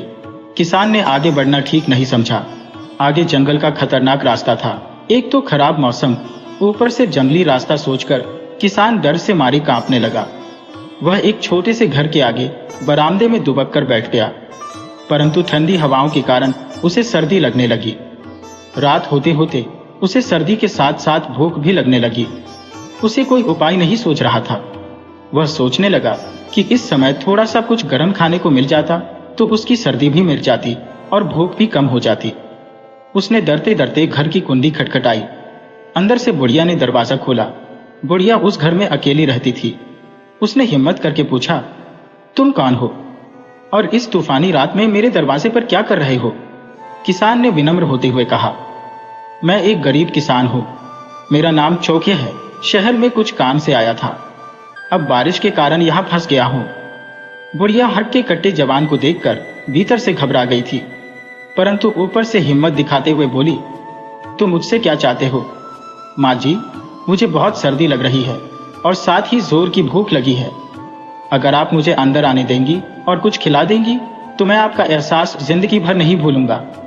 बुढ़िया ने उसे टालने की गरज से कहा, चौके, मेरे पास आज खाने को कुछ नहीं है, वरना तुम्हें कुछ न कुछ जरूर खिला देती। चौके की दरवाजे के सामने ही रसोई में एक चम्मच दिखाई दिया। उसने कहा, कोई बात नहीं माँ जी, मैं चम्मच का सूप बनाकर पी लूंगा। आपके घर में चम्मच तो है ना? रसोई में चम्मच सामने ही पड़ा था, अतः बुढ़िया कुछ बहाना न बना सकी। वह सोचने लगी, मुझे तो चम्मच का सूप बनाना नहीं आता, और भला चम्मच का सूप कैसे बनता है, मैं भी तो देखूं। उसने किसान को भीतर आने दिया। किसान ने चूल्हा जला दिया और सूप बनाने के लिए पतीला मांगा। फिर चम्मच को रगड़ रगड़ कर साफ किया। बुढ़िया चोखे को निहार कर देखे जा रही थी। किसान ने बड़े पतीले में पानी भरकर उसमें चम्मच डाल दिया। पानी गर्म होने लगा। इस बीच किसान ने कहा, माँ जी, मेरा नाम तो चोखे है ही, मैं सूप भी बड़ा चोखा बनाता हूं। इतनी देर में पानी से भाप निकलने लगी। किसान बोला, माँ जी, जरा सा नमक होगा? बुढ़िया नमक के लिए भला क्या मना करती, सो नमक का डिब्बा उठाकर किसान को दे दिया। किसान ने आधा चम्मच नमक उसमें डाल दिया और चलाने लगा। कुछ ही मिनटों में पानी उबलने लगा। किसान ने उसे निकालकर छका। बुढ़िया देखकर हैरान हुई जा रही थी।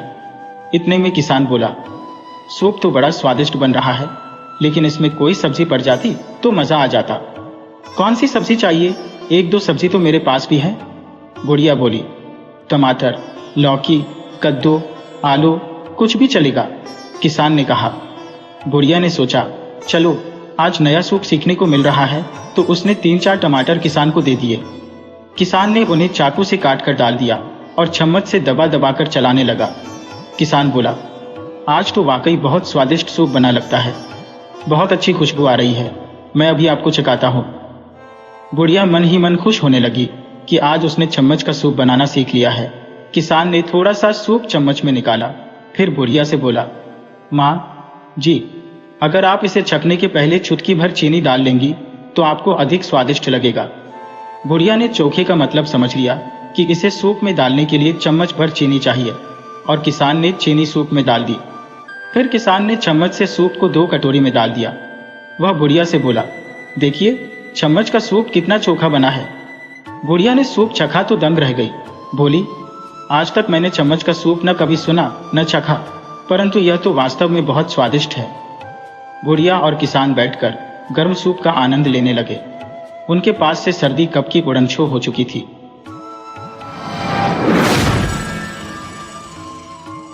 एक गांव में करैलची नाम का एक किसान रहता था। उसकी आमदनी इतनी अच्छी थी कि अपनी पत्नी और बेटी का पेट आसानी से पाल सके। करैलची ने अपनी बेटी किराली को बहुत लाड प्यार से पाला था। किराली अपने पिता को बहुत प्यार करती थी। करैलची की पत्नी प्रतिदिन दोपहर को खाना तैयार करती और किराली भोजन लेकर अपने पिता के पास खेत पर जाती थी। पिता को अपने हाथ से भोजन खिलाकर ही वह घर वापस आती थी। एक दिन किराली भोजन लेकर चली तो बहुत तेज धूप थी। रास्ते में एक पेड़ के नीचे बैठकर वह सुस्ताने लगी। तभी उसने देखा कि पेड़ पर एक बंदर बैठा है। बंदर ने अपने बच्चे को अपने सीने से लगा रखा था। किराली सोचने लगी कि एक दिन उसका भी प्यारा सा बच्चा होगा। वह अपने बच्चे का नाम ललगालनो रखेगी। वह अपने ललगालनो को खूब प्यार करेगी। तभी उसके मन में बुरे बुरे ख्याल आने लगे। वह सोचने लगी कि जब वह शैतानियां करेगा तो मुझे उस पर बहुत क्रोध आएगा। वह शैतानी करके इधर उधर भागता फिरेगा। यदि किसी दिन वह सीढ़ियों में भागने लगेगा तो सीढ़ियों से गिर जाएगा, फिर मेरे ललगालनों को चोट लग जाएगी। अगर चोट ज्यादा लग गई तो वह मर जाएगा। ओह, मेरे ललगालनों का क्या होगा? यही सोचते सोचते वह रोने लगी और बार बार कहने लगी, मेरा ललगालनों, मेरा ललगालनों। वह घंटों बैठी रोती रही और अपने पिता का भोजन ले जाना भूल गई। जब किराली बहुत देर तक घर वापस नहीं पहुंची तो उसकी मां ने सोचा कि अपने पिता को जाकर बताना चाहिए कि किराली घर वापस नहीं लौटी है। वह खेत की ओर चल दी। रास्ते में उसने किराली को एक पेड़ के नीचे बैठकर रोते हुए देखा तो उसने अपनी बेटी के पास जाकर पूछा, बेटी, तुम रो क्यों रही हो? किराली, मेरा ललगालनों कहकर रोती रही और अपने रोने का कारण मां को बताया। उसकी मां पूरी बात सुनकर बिना सोचे समझे मेरा ललगालनों कहकर रोने लगी। मां बेटी दोनों बैठकर आंसू बहाने लगी। करैलची को दोपहर का भोजन नहीं मिला था, इस कारण उसे क्रोध आ रहा था। शाम होते ही वह घर के लिए वापस चल दिया। रास्ते में अपनी पत्नी व बेटी को रोता देखकर उसने सोचा कि जरूर कोई अनहोनी दुर्घटना घटित हो गई है जिसके कारण दोनों रो रही है। उसने धड़कते दिल से दोनों से रोने का कारण पूछा। कारण सुनकर वह क्रोध से पागल हो उठा। उसे समझ में नहीं आ रहा था कि अपनी पत्नी और बेटी की मूर्खता पर वह हंसे या क्रोध में अपने बाल नोचे। वह चीख कर बोला, इस दुनिया में तुम लोगों से बड़ा मूर्ख और पागल कोई और नहीं मिल सकता। मैं जा रहा हूं और तभी घर लौटूंगा जब तुमसे भी बड़े मूर्ख से मिल लो। करैलची की पत्नी और बेटी किराली उसके पीछे पीछे खुशामद करने दौड़ी, परंतु करैलची तब तक दूर निकल चुका था। चलते चलते करैलची पास के एक गांव में पहुंचा। उसने देखा कि एक जगह भीड़ लगी थी। उसने भीतर घुसकर कारण जानने का प्रयास किया तो पता लगा कि लोग एक तालाब के चारों ओर जमा थे। पानी में चांद दिखाई दे रहा था। अनेक व्यक्ति इस बात का दावा कर रहे थे कि वे चांद को पकड़कर दिखाएंगे। हर व्यक्ति चांद पकड़ने की फीस देकर आगे आता, फिर पानी में चांद पकड़ने की कोशिश करता था। बाकी लोग दर्शक बनकर तालियां बजा रहा था और चांद पकड़ने की बाजी का मजा ले रहे थे। करैलची लोगों की मूर्खता देखकर आगे बढ़ गया। वहां उसने देखा कि एक बूढ़ी औरत का एक टिन के डिब्बे में हाथ फंस गया है। कई लोग उसका हाथ खींचकर निकालने का प्रयास कर रहे हैं। बुढ़िया दर्द के मारे चीख रही थी, परंतु हाथ बाहर नहीं निकल रहा था। करैलची ने पूछा कि माजरा क्या है। उसे बताया गया कि डिब्बे में गेहूं भरे हैं और बुढ़िया मुट्ठी में गेहूं भरकर निकालने का प्रयास कर रही थी। तभी उसका हाथ डिब्बे में फंस गया और वह अब निकल नहीं रहा है। इतने में एक व्यक्ति बोला, मुझे हाथ बाहर निकालने की एक आसान तरकीब समझ में आ गई है। इससे बूढ़ी माँ को थोड़ा दर्द तो होगा, परंतु कम से कम हाथ तो बाहर आ जाएगा। सबने पूछा, ऐसी कौन सी तरकीब है? हम बूढ़ी माँ का हाथ काट देंगे, वरना उसे डिब्बे में हाथ फंसाए हुए ही पूरा जीवन बिताना पड़ेगा। मैं सोचता हूँ हाथ काटना आसान है, डिब्बे में हाथ डालकर जिंदगी बिताना कठिन है। इतने में दूसरा व्यक्ति बोला, तुम तो कमाल करते हो भाई। इससे बेहतर तरकीब यह है कि डिब्बे को नीचे से काट दिया जाए।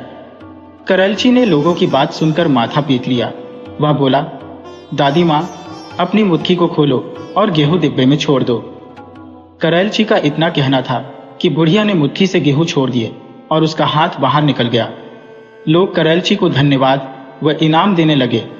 करैलची बहुत दुखी मन से घर की ओर यह सोचते हुए वापस चल दिया कि शायद इस दुनिया में मूर्खों की कमी नहीं है। जैसे अनेक लोग बड़े अक्लमंद होते हैं, ऐसे ही दुनिया में एक से एक बढ़कर मूर्ख भरे पड़े हैं।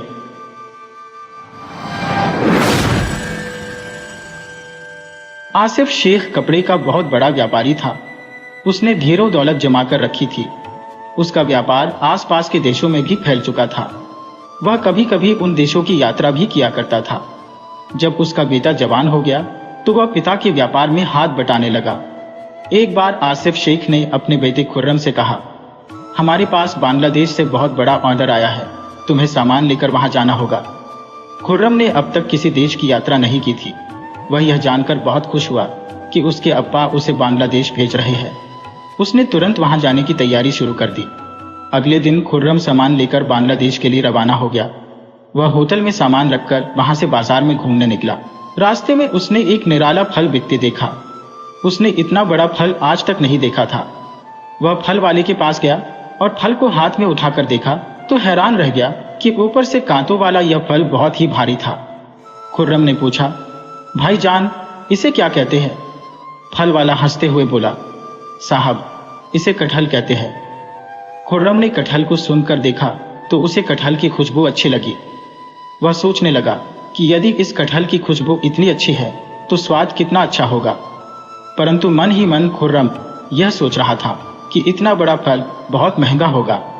उसने फल वाले से पूछा, भाईजान, कटहल कितने का है?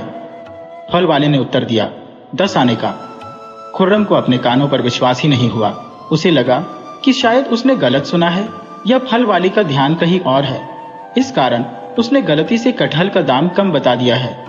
उसने तुरंत जेब से पैसे निकाले और कटहल खरीद लिया। कटहल लेकर वह सीधा होटल पहुंचा। छुरी निकालकर कटहल काट लिया और उसे खाने लगा। उसे कटहल का स्वाद बहुत अच्छा लग रहा था। इस कारण आधे से अधिक कटहल उसने खा लिया। खाने के पश्चात वह नल पर हाथ धोने गया, परंतु उसके हाथ व मुंह बुरी तरह चिपक रहे थे, इस कारण साफ नहीं हो सके। हाथ धोने की कोशिश में वे और भी ज्यादा चिपक गए। उसने हाथों को बार बार साबुन से रगड़ा, परंतु वे साफ नहीं हो रहे थे। उसने देखा कि कटहल का रस कपड़ों पर लग गया है। उसने कपड़ों को नैपकिन से साफ करने की कोशिश की, परंतु नैपकिन कपड़ों से चिपक गया। वह अकेला था, इस कारण समझ नहीं पा रहा था कि क्या करे। वैसे भी खुर्रम अपने घर से पहली बार अकेला निकला था, इस कारण थोड़ा घबरा रहा था। उसने सोचा कि होटल के मालिक या किसी नौकर से पूछ लूं कि इसे कैसे साफ किया जाए। खुर्रम कमरे से बाहर निकलकर ज्यों ही किसी के सामने पड़ा, वह व्यक्ति खुर्रम को देखकर हंसने लगा। खुर्रम की हिम्मत ही नहीं हुई कि वह किसी से कुछ पूछे। वह चुपचाप होटल के बाहर निकल गया। बाहर तेज हवा चल रही थी। सड़क के पत्ते उड़ उड़कर खुर्रम के कपड़ों पर चिपकने लगे। उसकी मूंछों के बाल भी चिपक कर अजीब से लग रहे थे। हवा के साथ धूल, मिट्टी, कागज, पंख आदि उसके कपड़ों व हाथों में चिपकते जा रहे थे। वह जिधर से निकलता उधर से लोग उसे देखकर हंसने लगते। उसका चेहरा भी धूल चिपकने से गंदा लगने लगा था। कुछ लोग उसे पागल समझकर उसके पीछे चलने लगे। खुर्रम की समझ में नहीं आया कि वह क्या करे। वह चुपचाप एक दुकान में घुस गया और एक कोने में छिपने का प्रयास करने लगा। संयोग से वह दुकान एक सर्राफ की थी। वहां ग्राहकों को दिखाए गए आभूषण एक मेज पर रखे थे। खुर्रम उस मेज से टकरा गया और कुछ आभूषण उछलकर उसके कपड़ों से जा चिपके। जो ही खुर्रम छिपने का प्रयास करने लगा, दुकान मालिक की निगाह उस पर गई। उसने चोर चोर कह कहकर शोर मचा दिया। दुकान के नौकरों ने खुर्रम को पकड़ लिया। भीड़ इकट्ठी हो गई। पुलिस को खबर दी गई। खुर्रम ने लाख समझाया कि उसने चोरी नहीं की है, परंतु उसके कपड़ों पर चिपके आभूषणों के कारण किसी को विश्वास नहीं हुआ। उसे पुलिस के हवाले कर दिया गया। पुलिस ने खुर्रम से चोरी का कारण जानना चाहा, तो उसने विस्तार से कटहल खाने की पूरी बात उन्हें बता दी। थानेदार हंसता हुआ बोला, अरे मियाँ, जब खाना आता नहीं था तो कटहल खाया क्यों? अच्छा, यह बताओ कि तुम किस व्यापारी के यहाँ आए थे? खुर्रम को उस व्यापारी के यहाँ ले जाया गया, परंतु उस व्यापारी ने खुर्रम के हुलिये के कारण उसे पहचानने से इनकार कर दिया। तब खुर्रम ने अपना व अपने पिता का पूरा नाम बताया, साथ ही अपने साथ लाए सामान की पूरी जानकारी दी। तब व्यापारी ने उसे पहचानते हुए कहा, थानेदार जी, यह अपना ही बच्चा है, इसे छोड़ दीजिए। यह हालात के कारण मुसीबत में फंस गया है। अब खुर्रम बोला, पहले मुझे इस मुसीबत से छुटकारा दिलाइए। व्यापारी ने खुर्रम को बदलने के लिए कपड़े दिए। उसका चेहरा व हाथ पैर साफ करवाए, फिर उसकी अच्छी खातिरदारी की और कहा, बेटा याद रख, किसी भी नई चीज को आजमाने से पहले उसकी थोड़ी जानकारी अवश्य ले लेनी चाहिए।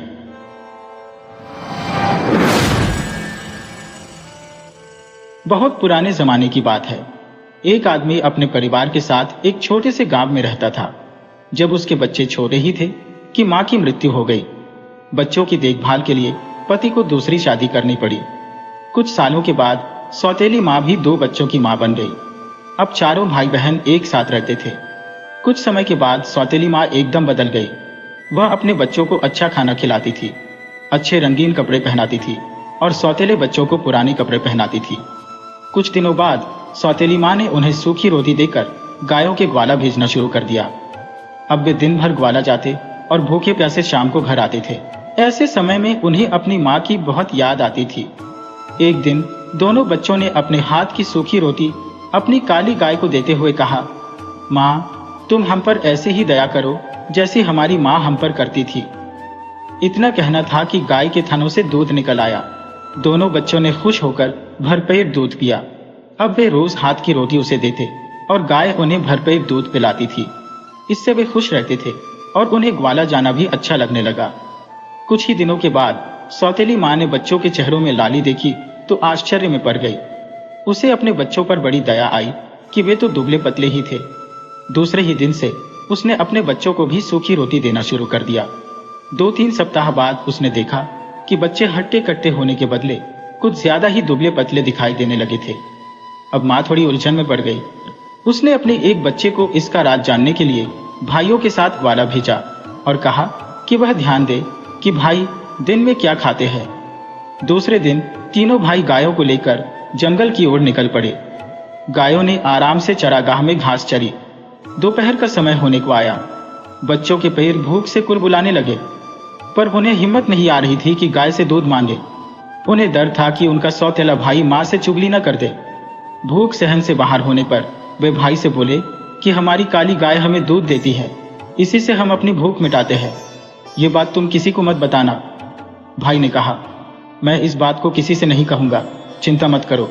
अब दोनों भाई खुश हुए और अपनी रोटी गाय को देते हुए बोले, ओ प्यारी माँ, हम पर ऐसी दया करो जैसी हमारी माँ हम पर करती थी। ऐसा सुनते ही गाय ने तीनों भाइयों को पेट भरकर दूध पिलाया। शाम होने पर तीनों भाई गायों को लेकर घर आए तो माँ ने अपने बेटे से पूछा, तुमने चरागाह में क्या खाया? बेटे ने कहा, हमने वही खाया जो तुमने हमें दिया था। वह तो ऐसा भी नहीं था जैसा खाना कुत्तों को मिलता है। ऐसा सुनकर माँ को बड़ा बुरा लगा। दूसरे दिन उसने भाइयों के साथ बेटी को भेजा और कहा कि वह ध्यान से देखे कि दोनों भाई क्या खाना खाते हैं। अब बेटी भाइयों के साथ चरागाह में गई। दोपहर होने को आई। बच्चों को भूख लगने लगी। उन्होंने पिछले दिन की तरह ही बहन से भी कहा, प्यारी बहन, तुम किसी से भी मत कहना कि हमें खाना कैसे मिलता है। बहन ने भरोसा दिलाया कि वह किसी से नहीं कहेगी। अब भाई गाय के पास गए और अपने हाथ की सूखी रोटी देते हुए बोले, ओ प्यारी माँ, हम पर ऐसी ही दया करो जैसी हमारी माँ करती थी। उस दिन गाय ने उन्हें ढेर सारा खाना दिया। सबने पेट भरकर खाया। लड़की ने थोड़ा सा खाना अपनी चुन्नी में छिपा लिया। घर पहुंचते ही माँ ने पूछा कि तुमने चरागाह में क्या खाया? बेटी ने उत्तर दिया, मेरी चुन्नी से पूछो, मुझसे नहीं। माँ ने चुन्नी देखी तो उसमें खाना था। माँ ने पूछा, यह कहाँ से आया? बेटी ने माँ से कहा कि इसका जवाब चुन्नी ही दे रही है कि खाना गाय ने दिया था। यह जानकर माँ को बड़ा गुस्सा आया कि सौतेले बच्चे चरागाह में मजे कर रहे हैं। उसने उनकी काली गाय को ही मारने की ठान ली। उसने बीमार होने का बहाना करके वैद्य से कहा कि वह उसके पति से कहे कि काली गाय का मांस खाकर ही वह अच्छी हो सकती है। वैद्य ने ऐसा ही किया। उसके पति को कहा कि उनके घर की काली गाय को ही मारना होगा। बाप ने तुरंत ही बच्चों को समाचार भेजा कि माँ को बचाने के लिए उन्हें काली गाय को मारना होगा। उसे लेने वे चरागाह में आ रही है। यह सुनकर दोनों बच्चे गाय के गले में हाथ डालकर रोने लगे। तभी बाप और बेटा चरागाह पर आ पहुंचे। उन्होंने गाय के गले से लिपटे बच्चों के हाथों को हटाकर उन्हें दूर किया और घर को चल पड़े।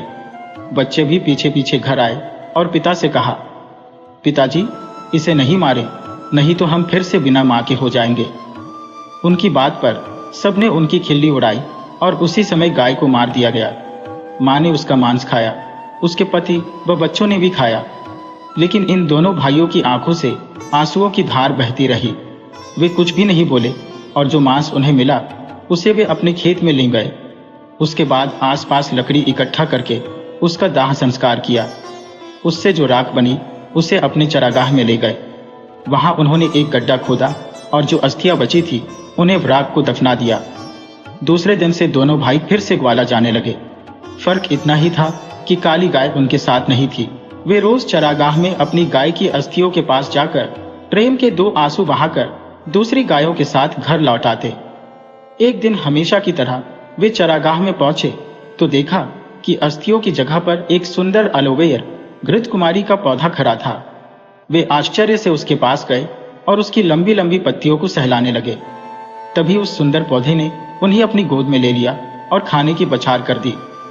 दोनों भाई उस पर लिपटे हुए बोले, हमारी माँ कभी गाय बनकर आती है कभी एलोवेर की बहार बनकर आती है।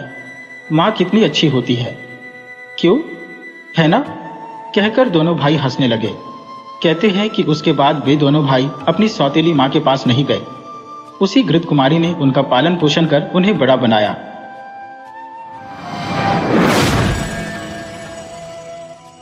एक बार बहुत दूर उत्तर की जमीन पर फिनलैंड देश में एक किसान रहता था। उसके 3 बेटे थे। जब वे बड़े हो गए तो उसने अपने तीनों बेटों से कहा, बेटा, अब तुम लोग बड़े हो गए हो, सो अब तुम लोगों को शादी कर लेनी चाहिए। तुम लोग जाओ और अपने अपने लिए पत्नी ढूंढो। मैं तुम तीनों को बहुत प्यार करता हूँ और मैं चाहता हूँ कि तुम लोगों को अच्छी अच्छी पत्नियां मिले।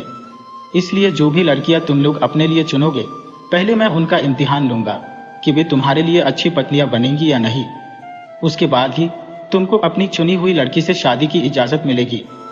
उसके बेटों ने पूछा, पर वे हमें मिलेंगी कहाँ पिताजी? पिता बोला, मैं चाहता हूं कि तुम तीनों एक एक पेड़ काटो और फिर जिस दिशा में तुम्हारा पेड़ कट कर गिरे, तुम उसी दिशा में अपनी पत्नी को ढूंढने जाओ।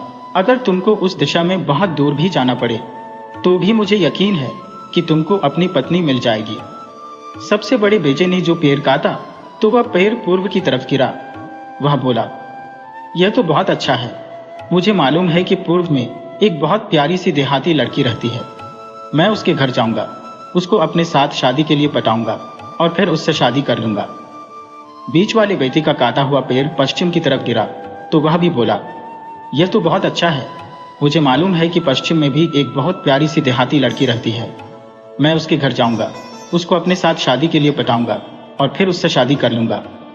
जब तीसरे सबसे छोटे बेटे ने अपना पेड़ काटा तो वह उत्तर की तरफ गिरा। यह देखकर उसके दोनों बड़े भाई हंस दिए, क्योंकि वे जानते थे कि उत्तर की तरफ तो केवल जंगल और बर्फ थी, उधर की तरफ कोई लड़की कहाँ होगी। वे बोले, तुझको तो किसी रेंडियर या भेड़िए से शादी करनी पड़ेगी, क्योंकि उत्तर में तो कोई लड़की ही नहीं है। फिर भी सबसे छोटा बेटा, जिसका नाम माइकल था, अपने पिता की इच्छा के अनुसार अपनी पत्नी ढूंढने के लिए उत्तर की तरफ चल दिया। दोनों बड़े भाइयों ने अपने पिता का खेत छोड़ा और उस लड़की के पिता के लिए कुछ भेंटें ली जिससे वे शादी करना चाहते थे, और कुछ भेंट अपनी होने वाली पत्नियों के लिए ली ताकि वे उनको खुश कर सकें, और अपनी अपनी दिशाओं में चल दिए। माइकल भी जंगल में होता हुआ उत्तर की तरफ चल दिया। हालांकि वह जानता था कि उसको तो उधर कोई लड़की मिलने वाली थी नहीं जो उसकी पत्नी बन सके, फिर भी वह उस जंगल में बहुत दूर तक चलता ही चला गया। आगे जाकर वह एक झोपड़ी के पास आ पहुंचा। उस झोपड़ी को देखकर उसका दिल तेजी से धड़कने लगा। उसको लगा कि शायद वह उत्तर में अपनी पत्नी पा सके। उसने झोपड़ी का दरवाजा खटखटाया तो दरवाजा खुला। वह उसके अंदर घुसा तो उसने देखा कि झोपड़ी तो खाली थी। वहां तो बस एक छोटी सी चूहिया एक मेज पर बैठी थी। माइकल अपने आप से बोला, अरे, यहां तो कोई नहीं है। उस छोटी चूहिया ने कहा, मैं यहां हूं माइकल। वह वहां मेज पर बैठी अपने छोटे पंजों से अपनी मूछें संवार रही थी। पर तुम तो एक छोटी सी चूहिया हो। मुझे तो आशा थी कि मुझे यहाँ एक सुंदर सी लड़की मिलेगी जिसको मैं अपनी पत्नी बनाऊंगा। तब उसने उसको अपनी और अपने भाइयों की शादी के बारे में अपने पिता की इच्छा बताई। फिर वह बोला, मुझे मालूम है कि वे लोग तो शादी कर ही लेंगे, पर मैं भी यह नहीं चाहता कि मेरे पिता मेरी तरफ से नाउम्मीद हो कि मैं अपनी पत्नी नहीं ढूंढ सका। छोटी चूहिया बोली, तुम मुझसे अपनी पत्नी बनने के लिए क्यों नहीं कहते? यहाँ उत्तर में तो कोई लड़की रहती नहीं, पर मैं तुम्हें प्यार करूंगी और तुम्हारे लिए वफादार भी रहूंगी। माइकल ने उस छोटी चूहिया को अपने हाथों में उठाया तो उसने माइकल के लिए अपनी मीठी आवाज में गाना शुरू कर दिया। माइकल उसको और पास से देखने के लिए अपने चेहरे तक लेकर आया तो वह चूहिया उसकी उंगलियों पर चढ़ गई और अपनी छोटी सी नाक से उसके गाल सहलाने लगी। माइकल उस छोटी सी चूहिया को पसंद किए बिना नहीं रह सका। इसके अलावा वह अपने पिता को नाउम्मीद भी करना नहीं चाहता था। वह बोला, ठीक है ओ छोटी चूहिया, मैं अपने पिता से जाकर कह दूंगा कि मुझे अपनी पत्नी मिल गई। यह सुनकर चूहिया बोली, पर तुम्हारे लिए एक चूहिया से शादी करना बहुत मुश्किल होगा। ऐसा करते हैं कि मैं यहीं ठहरती हूँ, तब तक तुम अपने पिता को इस खबर के लिए तैयार करके आओ। माइकल की समझ में आ गया कि वह चूहिया ठीक कह रही थी। सुबह चूहिया को वहीं छोड़कर अकेला ही घर वापस लौट गया। सबसे बड़े भाई ने कहा, मेरी वाली की तो बहुत सुंदर आंखें हैं। बीच वाले भाई ने कहा, और मेरी वाली के तो बाल और मुस्कान दोनों ही बहुत सुंदर है। तुमको शादी करने के लिए कोई लोमड़ी या भेड़िया मिला क्या? माइकल ने उनसे इतनी जोर से कहा ताकि उसके पिता भी सुन लें। तुम लोग मेरी चिंता मत करो, मुझे तो एक बहुत ही प्यारी और नाजुक सी चीज मिल गई है और वह मखमल के कपड़े पहनती है। मखमल के कपड़े? कहकर उसके दोनों बड़े भाई जोर से हंस पड़े। तुमने तो लगता है कि उस उत्तरी जंगल और बर्फ में कोई राजकुमारी ढूंढ ली है। माइकल बोला, हाँ, मखमल के कपड़े, बिल्कुल राजकुमारियों की तरह से। और जब वह मेरे लिए गाती है तो उसकी मीठी आवाज तो मुझे बहुत ही अच्छी लगती है। यह सुनकर उसके दोनों बड़े भाई उससे जलने लगे कि उनके छोटे भाई को तो उत्तर में भी इतनी अच्छी लड़की मिल गई, पर इसमें वे क्या कर सकते थे। कुछ दिन बाद पिता बोला, मैं अभी भी यह तय नहीं कर पा रहा हूं कि किसको सबसे अच्छी पत्नी मिली है, इसलिए मैं चाहता हूं कि मेरी हर एक बहू मेरे लिए डबल रोटी बनाए ताकि मैं यह देख सकूं कि वह तुमको ठीक से खाना खिला सकेगी भी या नहीं। सुनते ही दोनों बड़े भाई अपने छोटे भाई माइकल से बोले, मुझे मालूम है कि मेरी वाली सबसे अच्छी डबल रोटी बनाएगी, पर माइकल तुम्हारी राजकुमारी? माइकल बोला, यह तो मुझे उससे पूछना पड़ेगा, पर असल में तो वह चिंता कर रहा था कि उसकी चूहिया डबल रोटी बनाएगी भी कैसे। फिर भी वे तीनों भाई एक साथ घर से निकल पड़े अपनी अपनी होने वाली पत्नियों से डबल रोटी बनवाने के लिए। छोटी चूहिया ने जब माइकल को वापस आते देखा तो वह तो गाने नाचने लगी, और जब उसने आकर उसे यह बताया कि उसको डबल रोटी बनानी है तो वह हंसती। माइकल बोला, मैं तो तुमसे यह कहते हुए डर रहा था कि तुम डबल रोटी बना दो। वह फिर हंसी और एक छोटी सी घंटी बजाकर बोली, तुमको तुम्हारी डबल रोटी जरूर मिलेगी माइकल, बस जरा सा इंतजार करो। माइकल ने देखा कि छोटी चूहिया की घंटी बजाते ही दरवाजे से सैकड़ों की तादाद में चूहे चले आ रहे हैं। छोटी चूहिया ने उनसे कहा, तुम सब जाओ और गेहूं के सबसे बढ़िया वाले दाने लेकर आओ। वे सब चूहे तुरंत ही वहां से भाग गए और कुछ ही देर में गेहूं के सबसे बढ़िया वाले दाने लेकर वहां आ गए। छोटी चूहिया ने उन गेहूं के दानों से डबल रोटी बनानी शुरू कर दी। माइकल बड़े आश्चर्य से उस छोटी चूहिया को उन गेहूं के दानों से डबल रोटी बनाते देखता रहा। अगले दिन तीनों भाई अपनी अपनी डबल रोटियां लेकर अपने पिता के पास पहुंचे। सबसे बड़ा भाई राई की बनी डबल रोटी लेकर आया था। बीच वाला भाई जौ की बनी डबल रोटी लेकर आया था। पिता ने उन दोनों की डबल रोटियां चखी और कहा कि उनकी होने वाली पत्नियों ने बहुत अच्छी डबल रोटियां बनाई है। देहाती लड़कियों को जैसी डबल रोटी बनानी चाहिए उन्होंने वैसी ही डबल रोटियां बनाई है। वह संतुष्ट था कि शादी के बाद उसकी दोनों बहुएं उसके बेटों को ठीक से खाना खिलाती रहेंगी। तब माइकल ने अपनी सफेद डबल रोटी अपने पिता को दी। पिता ने उसको भी देखा और चखा तो बोला, अरे ये तो बहुत सुंदर सफेद डबल रोटी है, जरूर किसी अच्छे और महंगे अनाज की होगी। लगता है कि तुम्हारी होने वाली पत्नी बहुत अमीर है। माइकल बोला, उसने तो बस घंटी बजाई और उसके नौकर उसके लिए डबल रोटी बनाने का आटा लेकर आ गए और उसने फिर डबल रोटी बना दी। दोनों बड़े भाई बहुत खुश हुए जब उनके पिता ने कहा, अब हम एक और इम्तिहान लेंगे। तुम सबकी होने वाली पत्नियों को एक काम और करना पड़ेगा। मैं देखना चाहता हूं कि वे सिलाई भी कर सकती हैं या नहीं। तुम लोग उनके हाथ के बुने हुए कपड़े का नमूना लेकर आओ। ये सुनकर दोनों बड़े भाई तो खुश थे क्योंकि वे जानते थे कि उनकी होने वाली पत्नियां कपड़ा बुनना जानती थी, पर वे यह तो सोच भी नहीं सकते थे कि कोई राजकुमारी भी कपड़ा बुन सकती है। तो उनके छोटे भाई का क्या होगा? माइकल भी चिंतित था। वह भी यही सोचता था कि कोई चूहिया भी कपड़ा बुन सकती है क्या। फिर भी वह सोचकर मुस्कुराया कि अगर वह चूहिया कपड़ा न भी बुन सकेगी तो भी कम से कम वह उस बोलने वाली चूहिया से फिर से मिल तो सकेगा। जब माइकल चूहिया के पास पहुंचा तो चूहिया उसको देखकर फिर बहुत खुश हो गई। वह तुरंत ही माइकल के खुले हाथों पर चढ़ गई और वहां नाचने लगी। माइकल बोला, मैं तुमको देखकर बहुत खुश हूं चूहिया रानी, लेकिन क्या माइकल, क्या तुम्हारे पिता को कुछ और चाहिए? वह तुम्हारे हाथ के बुने हुए कपड़े का नमूना देखना चाहते हैं। क्या तुम कपड़ा बुन सकती हो? मैंने तो कभी सुना नहीं कि कोई चूहिया भी कपड़ा बुन सकती है। ये सुनकर चूहिया फिर हंसी और एक बार फिर उसने अपनी छोटी घंटी बजाई और एक बार फिर उसी दरवाजे से सैकड़ों की तादाद में चूहे वहां आ गए। वे अपनी राजकुमारी के हुक्म के लिए उसकी तरफ देखने लगे। चूहिया ने उनसे कहा, जाओ और सबसे बढ़िया अलसी की रुई लेकर आओ। जब वे अलसी की रुई ले आए तो उस चूहिया ने उस रुई का बहुत ही बढ़िया धागा काटना शुरू किया। धागा काटने के बाद उसने उसका एक बहुत ही बढ़िया रुमाल बुना। वह इतना बढ़िया और बारीक बुना हुआ था कि उसने उसको बुनने के बाद गिरी के एक खोल में रख दिया। फिर वह माइकल से बोली, लो, इस गिरी के खोल को तुम अपने पिता के पास ले जाओ। इससे उनको पता चल जाएगा कि मैं कपड़ा भी बुन सकती हूँ या नहीं। जब तीनों भाई अपने पिता के पास पहुंचे तो दोनों बड़े भाई मुस्कुराए। उनको ऐसा लग रहा था कि जैसे उनके सबसे छोटे भाई के पास कोई बुना हुआ कपड़ा था ही नहीं। इसका मतलब ये था कि उसकी होने वाली पत्नी उनके पिता को खुश नहीं कर पाएगी। जबकि माइकल ने गिरी का वह खोल, जिसमें उसका बुना हुआ कपड़ा रखा था, अपनी जेब में रखा हुआ था। पिता ने दोनों बड़ी बेटों के लाए हुए कपड़े देखे। उसने कहा, तुम लोगों की होने वाली पत्नियां तुम्हारे लिए अच्छा कपड़ा बनाएंगी और तुमको ठीक से कपड़े पहनाएंगी और गर्म रखेंगी। उनका काम सादा है, पर समय के साथ साथ सुधरता जाएगा।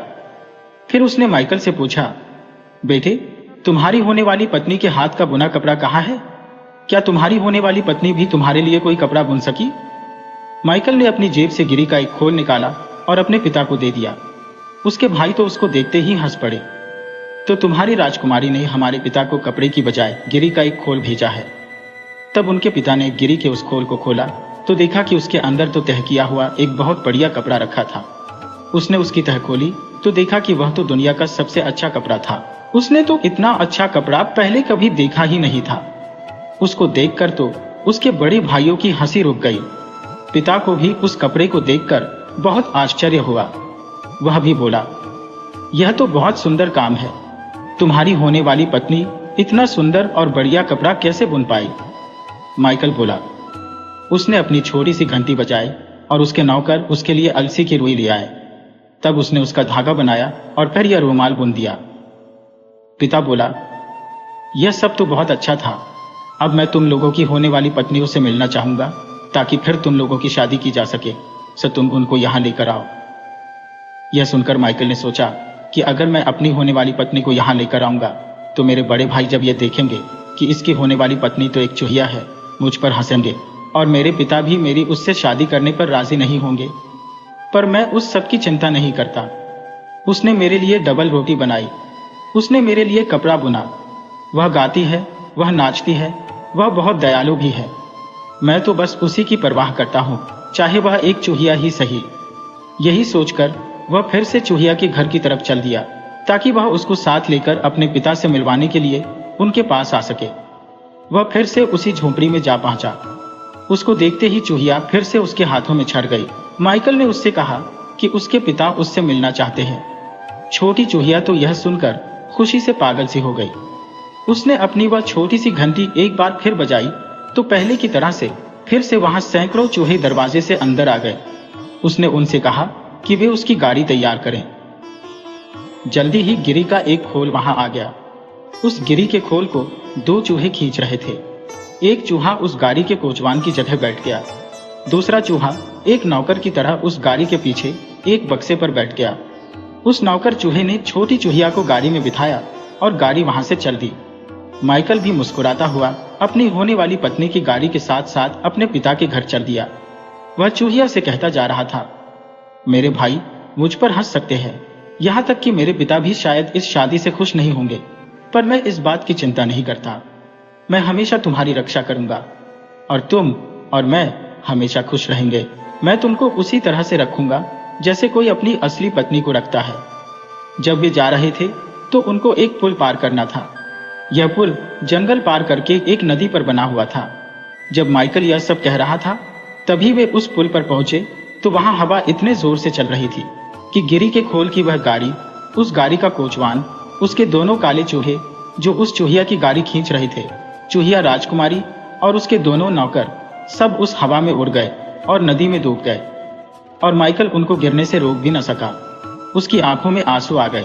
उसके मुंह से निकला, ओह छोटी चूहिया, मुझे तुम्हारी इस तरह पानी में गिरने का बहुत अफसोस है। तुम मेरे ऊपर कितनी मेहरबान थी। मुझे तुम्हारे साथ बात करना और तुम्हारा गाना बहुत याद आएगा।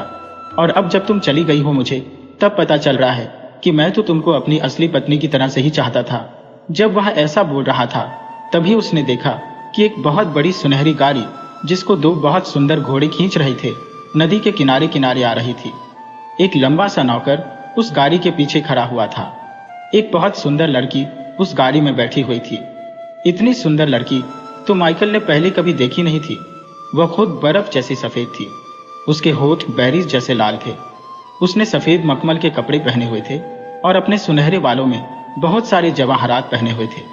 उसने माइकल को पुकार कर कहा, क्या तुम मेरे साथ मेरी गाड़ी में बैठना पसंद नहीं करोगे माइकल? मैं अपने होने वाले पति के पिता से मिलने जा रही हूँ। माइकल कुछ दुखी आवाज में बोला, नहीं, मैं नहीं बैठ सकता।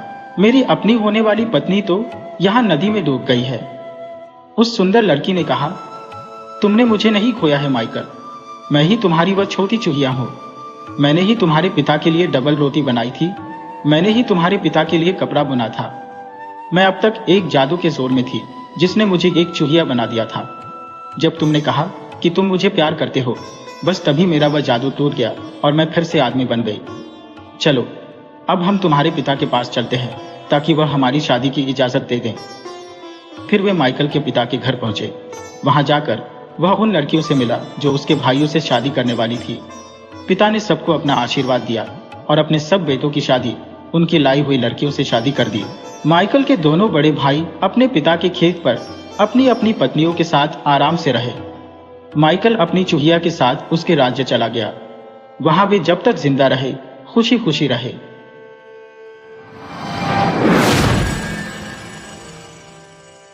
कैलाशवासी भगवान शंकर को एक दिन समुद्र यात्रा की धुन सवार हुई। माता पार्वती को साथ लेकर Bholenath Singapore, Jakarta, Sydney, Auckland होते हुए फिजी द्वीप के लोमोलोमो टापू पर जा पहुंचे। टापू के सुनहरी तट पर दोनों प्राणी टहलने लगे। इसी लोमोलोमो टापू पर एक अनाथ युवक रहता था। उसका नाम था तिमोदी। तिमोदी बहुत गरीब था। कभी कभी उसे भरपेट खाना भी नसीब नहीं होता था। तब वह समुद्र से मछली पकड़ लाता और पहाड़ से कंदमूल फल खोद लाता और यही उसके पेट भरने के साधन हो जाते। तिमोदी को गहरे समुद्र में नाव चलाने का बड़ा शौक था। उसे विश्वास था कि फिजी का कोई भी नाविक उसके बराबर नाव नहीं खींच सकता। एक दिन तिमोदी की भेंट एक अमीर नाविक से हो गई। तिमोदी उसके आगे भी अपनी डींग मारने लगा। अमीर नाविक भी उस्ताद खेवैया था। उसे भी अपनी ताकत पर गर्व था। गरीब तिमोदी की बात अमीर को पसंद नहीं आई। उसने तिमोदी को बाजी के लिए ललकारा। तिमोदी भी पीछे हटने वाला नहीं था। अमीर की चुनौती उसने स्वीकार कर ली। शर्त यह थी कि दोनों अपनी अपनी नाव को लोमोलोमो के तट से वीतिलेवो के तट तक दौड़ाए। जिसकी नाव वीतिलेवो का तट सबसे पहले छू लेगी वह बाजी जीत जाएगा। शर्त 10 नाव की थी। हारा नाविक 10 नाव विजय को देगा अथवा अमानत के तौर पर अपने दोनों हाथ विजय के हाथ तब तक गिरवी रख देगा जब तक कि 10 नाव लाकर न दे देगा। शर्त दोनों को मंजूर थी। बाजी के लिए दिन और समय निश्चित हो गया। निश्चित दिन दोनों नाविक अपनी अपनी नाव लेकर लोमोलोमो के तट पर पहुंच गए। निश्चित समय पर दोनों ने नावें खेनी शुरू की। उसी समय समुद्र में एक जोर की लहर आई और तिमोदी की नाव उलट गई। जब तक वह उसे सीधी करे तब तक अमीर खेवैया बड़ी दूर निकल गया था। बाजी अमीर के हाथ रही। तिमोदी हार गया। शर्त के अनुसार उसे 10 नाव देनी थी, लेकिन वह गरीब था और उसके पास केवल एक ही नाव थी। अब तो उसे अपने दोनों हाथ अमीर नाविक के पास रहन रखने पड़े। 10 नाव खरीदकर अपने हाथों को लौटा लेने की चिंता में तिमोदी घर से निकल पड़ा। उसे तो अब खाना भी नसीब नहीं था, क्योंकि बिना हाथ के न वह मछली ही पकड़ सकता था, न कंदमूल ही खोद कर ला सकता था। वह 3-4 दिन भूखा ही रहा। उसे फल तक खाने को नसीब न हुए। वह फल फूल की तलाश में जंगल जा पहुंचा, लेकिन वहां भी निराशा ही हाथ लगी। 5वें दिन भी बेचारा भूखा प्यासा जंगल में भटकता रहा। अब वह बहुत थक चुका था और उसमें चलने की हिम्मत भी नहीं रही थी। वह एक पेड़ के नीचे बैठकर बिलख बिलख कर रोने लगा। उधर तटों की सैर करते हुए भगवान शंकर माता पार्वती के साथ उसी जंगल में जा पहुंचे। उन्हें किसी के रोने की आवाज सुनाई पड़ी। संसारी प्राणी की आवाज सुनकर भगवान शंकर रुके नहीं, चलते रहे। लेकिन माता पार्वती बड़ी द्रवीभूत हुई। उनसे रहा न गया। उन्होंने दौड़कर भोलेनाथ का हाथ पकड़ लिया और कहने लगी, महाराज, किसी दुखिया के रोने की आवाज आ रही है। हमें चलकर पता लगाना चाहिए। नहीं गौरी, भोले बाबा ने कहा, हमें तो इस माया मोह से दूर ही रहना है। हम क्यों इस फसाद में पड़े? चलो, अब हमें कैलाश पर पहुंचना है। रोने की आवाज बराबर आती रही। गौरी मैया अपने आप को रोक न सकी और भोलेनाथ को मनाकर उस पेड़ के नीचे ले गई जहां पर बैठा हुआ तिमोदी रो रहा था। भगवान शंकर तिमोदी से बोले, भाई, तू रोता क्यों है? तेरे हाथ कहाँ गए? तिमोथी ने उन्हें अपनी राम कहानी सुनाई। प्रभु, अमीर नाविक से मैं 10 नाव हार गया, लेकिन मेरे पास नाव थी नहीं कि मैं उसे देता। अतः उसने मेरे हाथ तब तक के लिए रहन रख लिए जब तक कि मैं 10 नाव उसे कहीं से लाकर नहीं दे देता। मैं बहुत गरीब और अनाथ हूँ। मेरे आगे पीछे कोई नहीं है जो मुझे भोजन दे सके। आज 5 दिन हो गए हैं मैं भूखा प्यासा इस जंगल में भटक रहा हूँ। मुझ में चलने की शक्ति भी अब नहीं रही। चारों तरफ से निराश होकर मैं यहाँ बैठकर रोने लगा हूँ। भगवान शंकर को तिमोथी पर दया आ गई। उन्होंने तेज हवा चलाकर वहां फलों का ढेर लगा दिया। फिर भगवान ने धरती पर जोर से अपना पाँव लटका और वहां पानी की एक धारा फूट निकली। लहलहाते हुए जल और पके हुए खुशबूदार फलों को देखकर तिमोथी बड़ा प्रसन्न हुआ और भगवान शंकर की जय जयकार करने लगा। भगवान शंकर चले गए। माता पार्वती भी साथ ही लौट गई। तिमोथी अब उसी पेड़ के नीचे भगवान शंकर की भक्ति करने लगा। वह समाधि में लीन हो गया। कुछ दिन बाद भगवान शंकर फिर माता पार्वती के साथ उसी जंगल में आ पहुंचे। उन्हें अपने भक्त को देखने की इच्छा भी थी। जब वह पेड़ के नीचे पहुंचे तो देखते हैं कि तिमोथी उनके ध्यान में लीन है। भगवान ने उसे दर्शन दिए और उसे ऐसे पेड़ों की खेती करने की सलाह दी जिसके फलों से पीने को पानी भी मिले और खाने को गरी भी। तिमोथी ने पूछा, भगवान, ऐसा कौन सा पेड़ है जिसके फल में अमृत सा जल भी हो और खाने के लिए स्वादिष्ट गरी भी? ऐसा फल देने वाला पेड़ नारियल का होता है, भगवान शंकर ने कहा। लेकिन प्रभु, वह हमें मिलेगा कहां से? और फिर मेरे पास बैल भी तो नहीं है, हाथ भी नहीं है, फिर खेती किससे और कैसे करूंगा? तिमोथी ने सिर झुका भगवान शंकर से पूछा, चिंता नहीं करो वत्स, सब कुछ ठीक हो जाएगा। ये खेती बिन बैल के ही होगी। इतना कह भगवती के साथ भगवान शंकर अंतर्ध्यान हो गए। कैलाश पर्वत पर पहुंचकर उन्होंने अपने बेटे गणेश को बुलाया और कहा, बेटे, तुम इसी वक्त केरल, दक्षिण भारत पहुंच जाओ और वहां से एक नारियल लेकर फिजी द्वीप पहुंचो। वहां के लोमुलोमु टापू में तिमोथी नाम का मेरा एक भक्त है। उसे नारियल देकर और उसके बोने की तरकीब बताकर चले आओ। जैसी आपकी आज्ञा पिताजी, कहकर गणेश जी ने उन्हें प्रणाम किया और केरल जा पहुंचे। वहां से एक नारियल लेकर केकड़े पर सवार हो गणेश जी 7 समुद्र पार फिजी द्वीप जा पहुंचे। तिमोथी उधर धोनी रमाए बैठा था, अतः गणेश जी को उसे ढूंढने में तकलीफ नहीं हुई। गणेश जी ने तिमोथी को नारियल दिया और उसे बोने की तरकीब भी बता दी। तत्पश्चात गणेश जी अपने धाम को लौट आए। तिमोथी ने उस एक नारियल से अनेक नारियल पैदा किए। धीरे धीरे नारियल प्रशांत महासागर के सभी द्वीपों में फैल गया। तिमोथी ने इन्हें बेचकर बहुत सा धन इकट्ठा कर लिया। उस धन से उसने अनेक नावें खरीदी और उनमें से 10 नाव उस अमीर खेवैये को देकर अपने हाथ वापस ले लिए और अपनी शादी कर सुख से रहने लगा। कहा जाता है कि भगवान शंकर के 3 नेत्र हैं, इसीलिए नारियल की खोपड़ी में भी 3 आंखें अथवा आंखों जैसे छिद्र होते हैं और सिर पर शिवजी की जटा के समान जटा भी होती है। और चूंकि गणेश जी केकड़े पर सवार होकर नारियल पहुंचाने के लिए फिजी द्वीप गए थे, इसीलिए आज भी सभी केकड़ों की पीठ पर गणेश जी की मूर्ति बनी होती है।